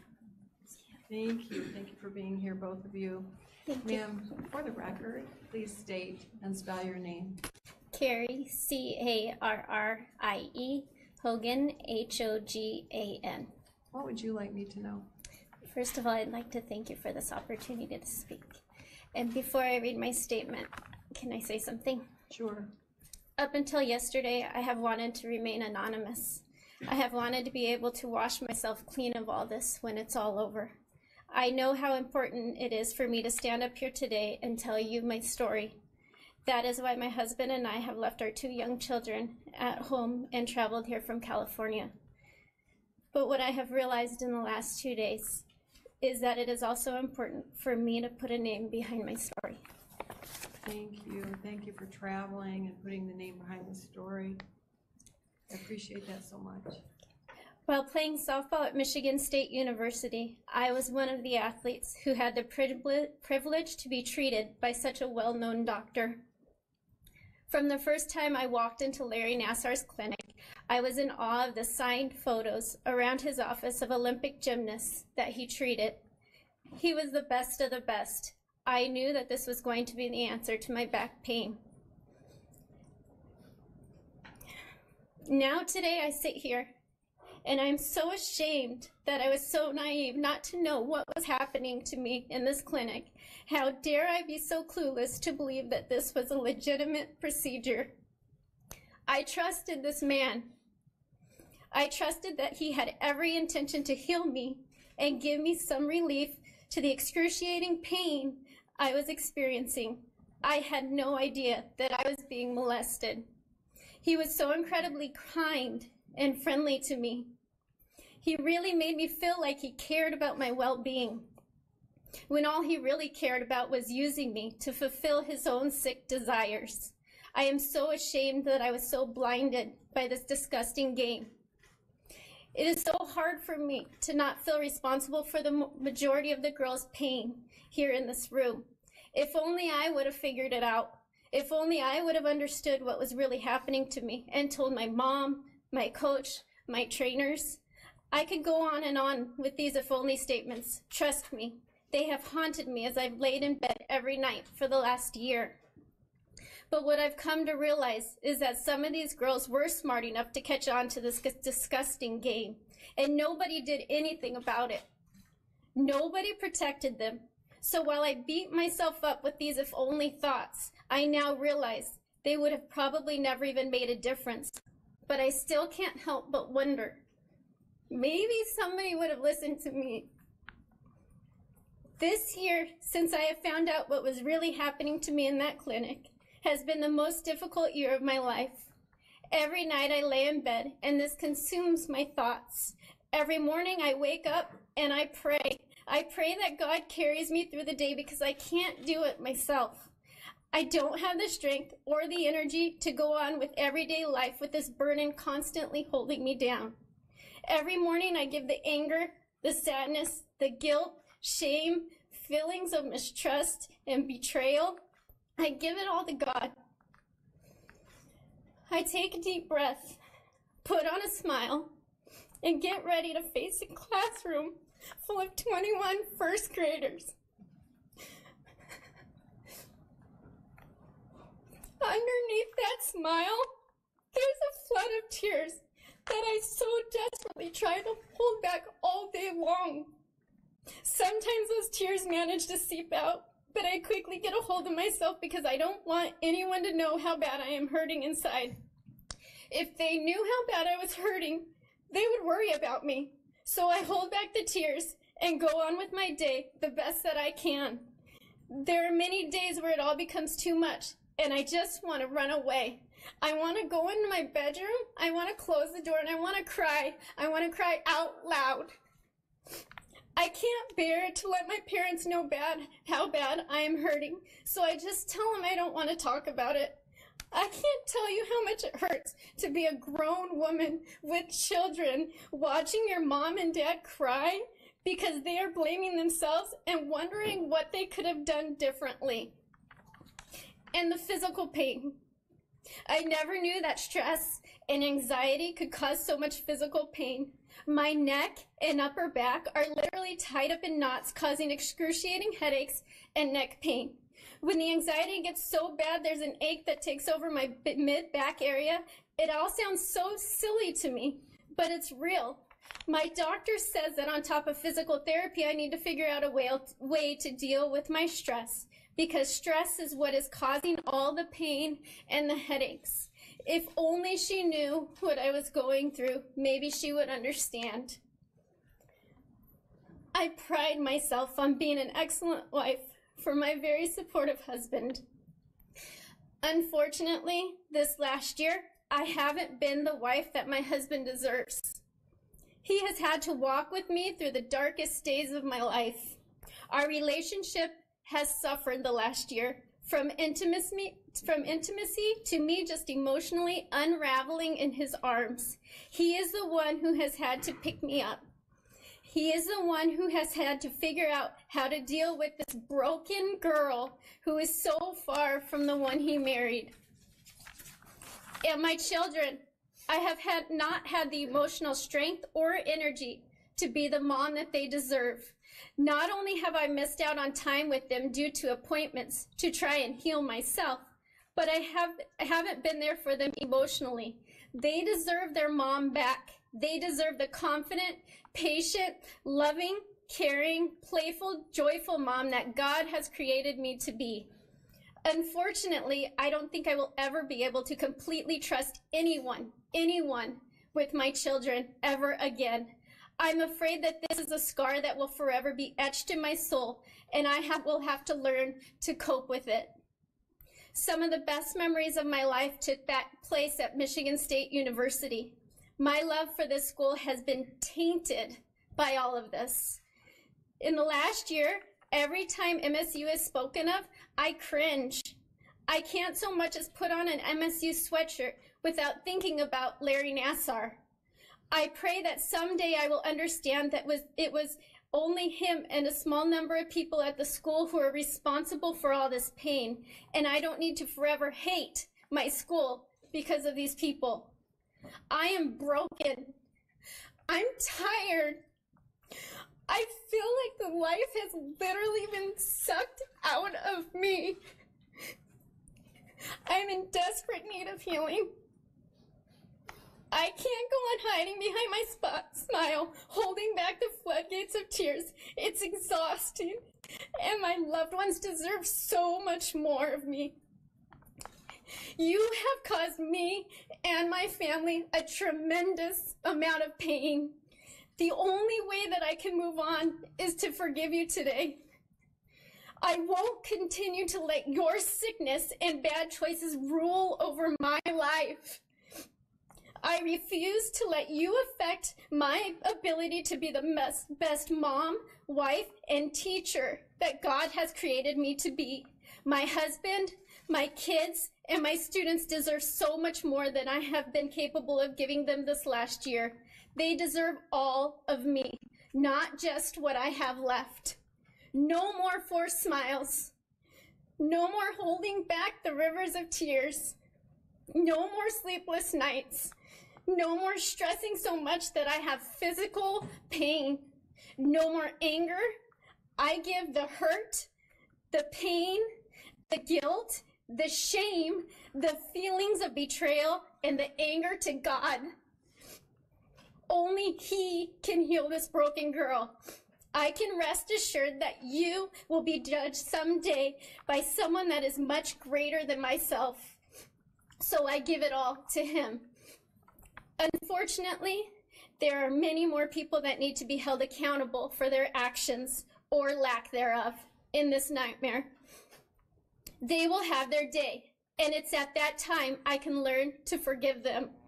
But for now, I can be at peace knowing that you will never hurt another little girl as long as you live. Today I am asking the court to impose the maximum sentence for Larry Nassar. A statement needs to be made that sexual abuse to our children will not be tolerated and deserves the most severe consequences. Thank you. Ma'am, thank you for that very powerful statement.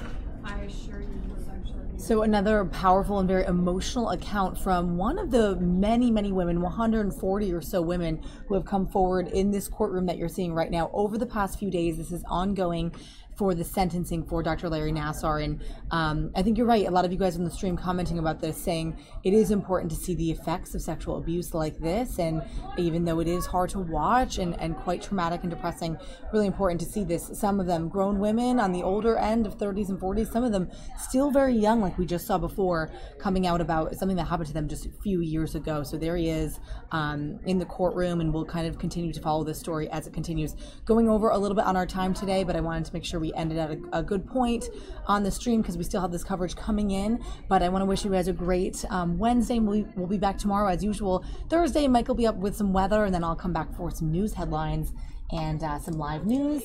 So thanks again for being great, engaging viewers, guys, for joining me on the chat today. And have a great Wednesday. We'll see you tomorrow. Enjoy this shot now. We'll go back to DC at the snowy White House here in Washington, guys. Have a great day.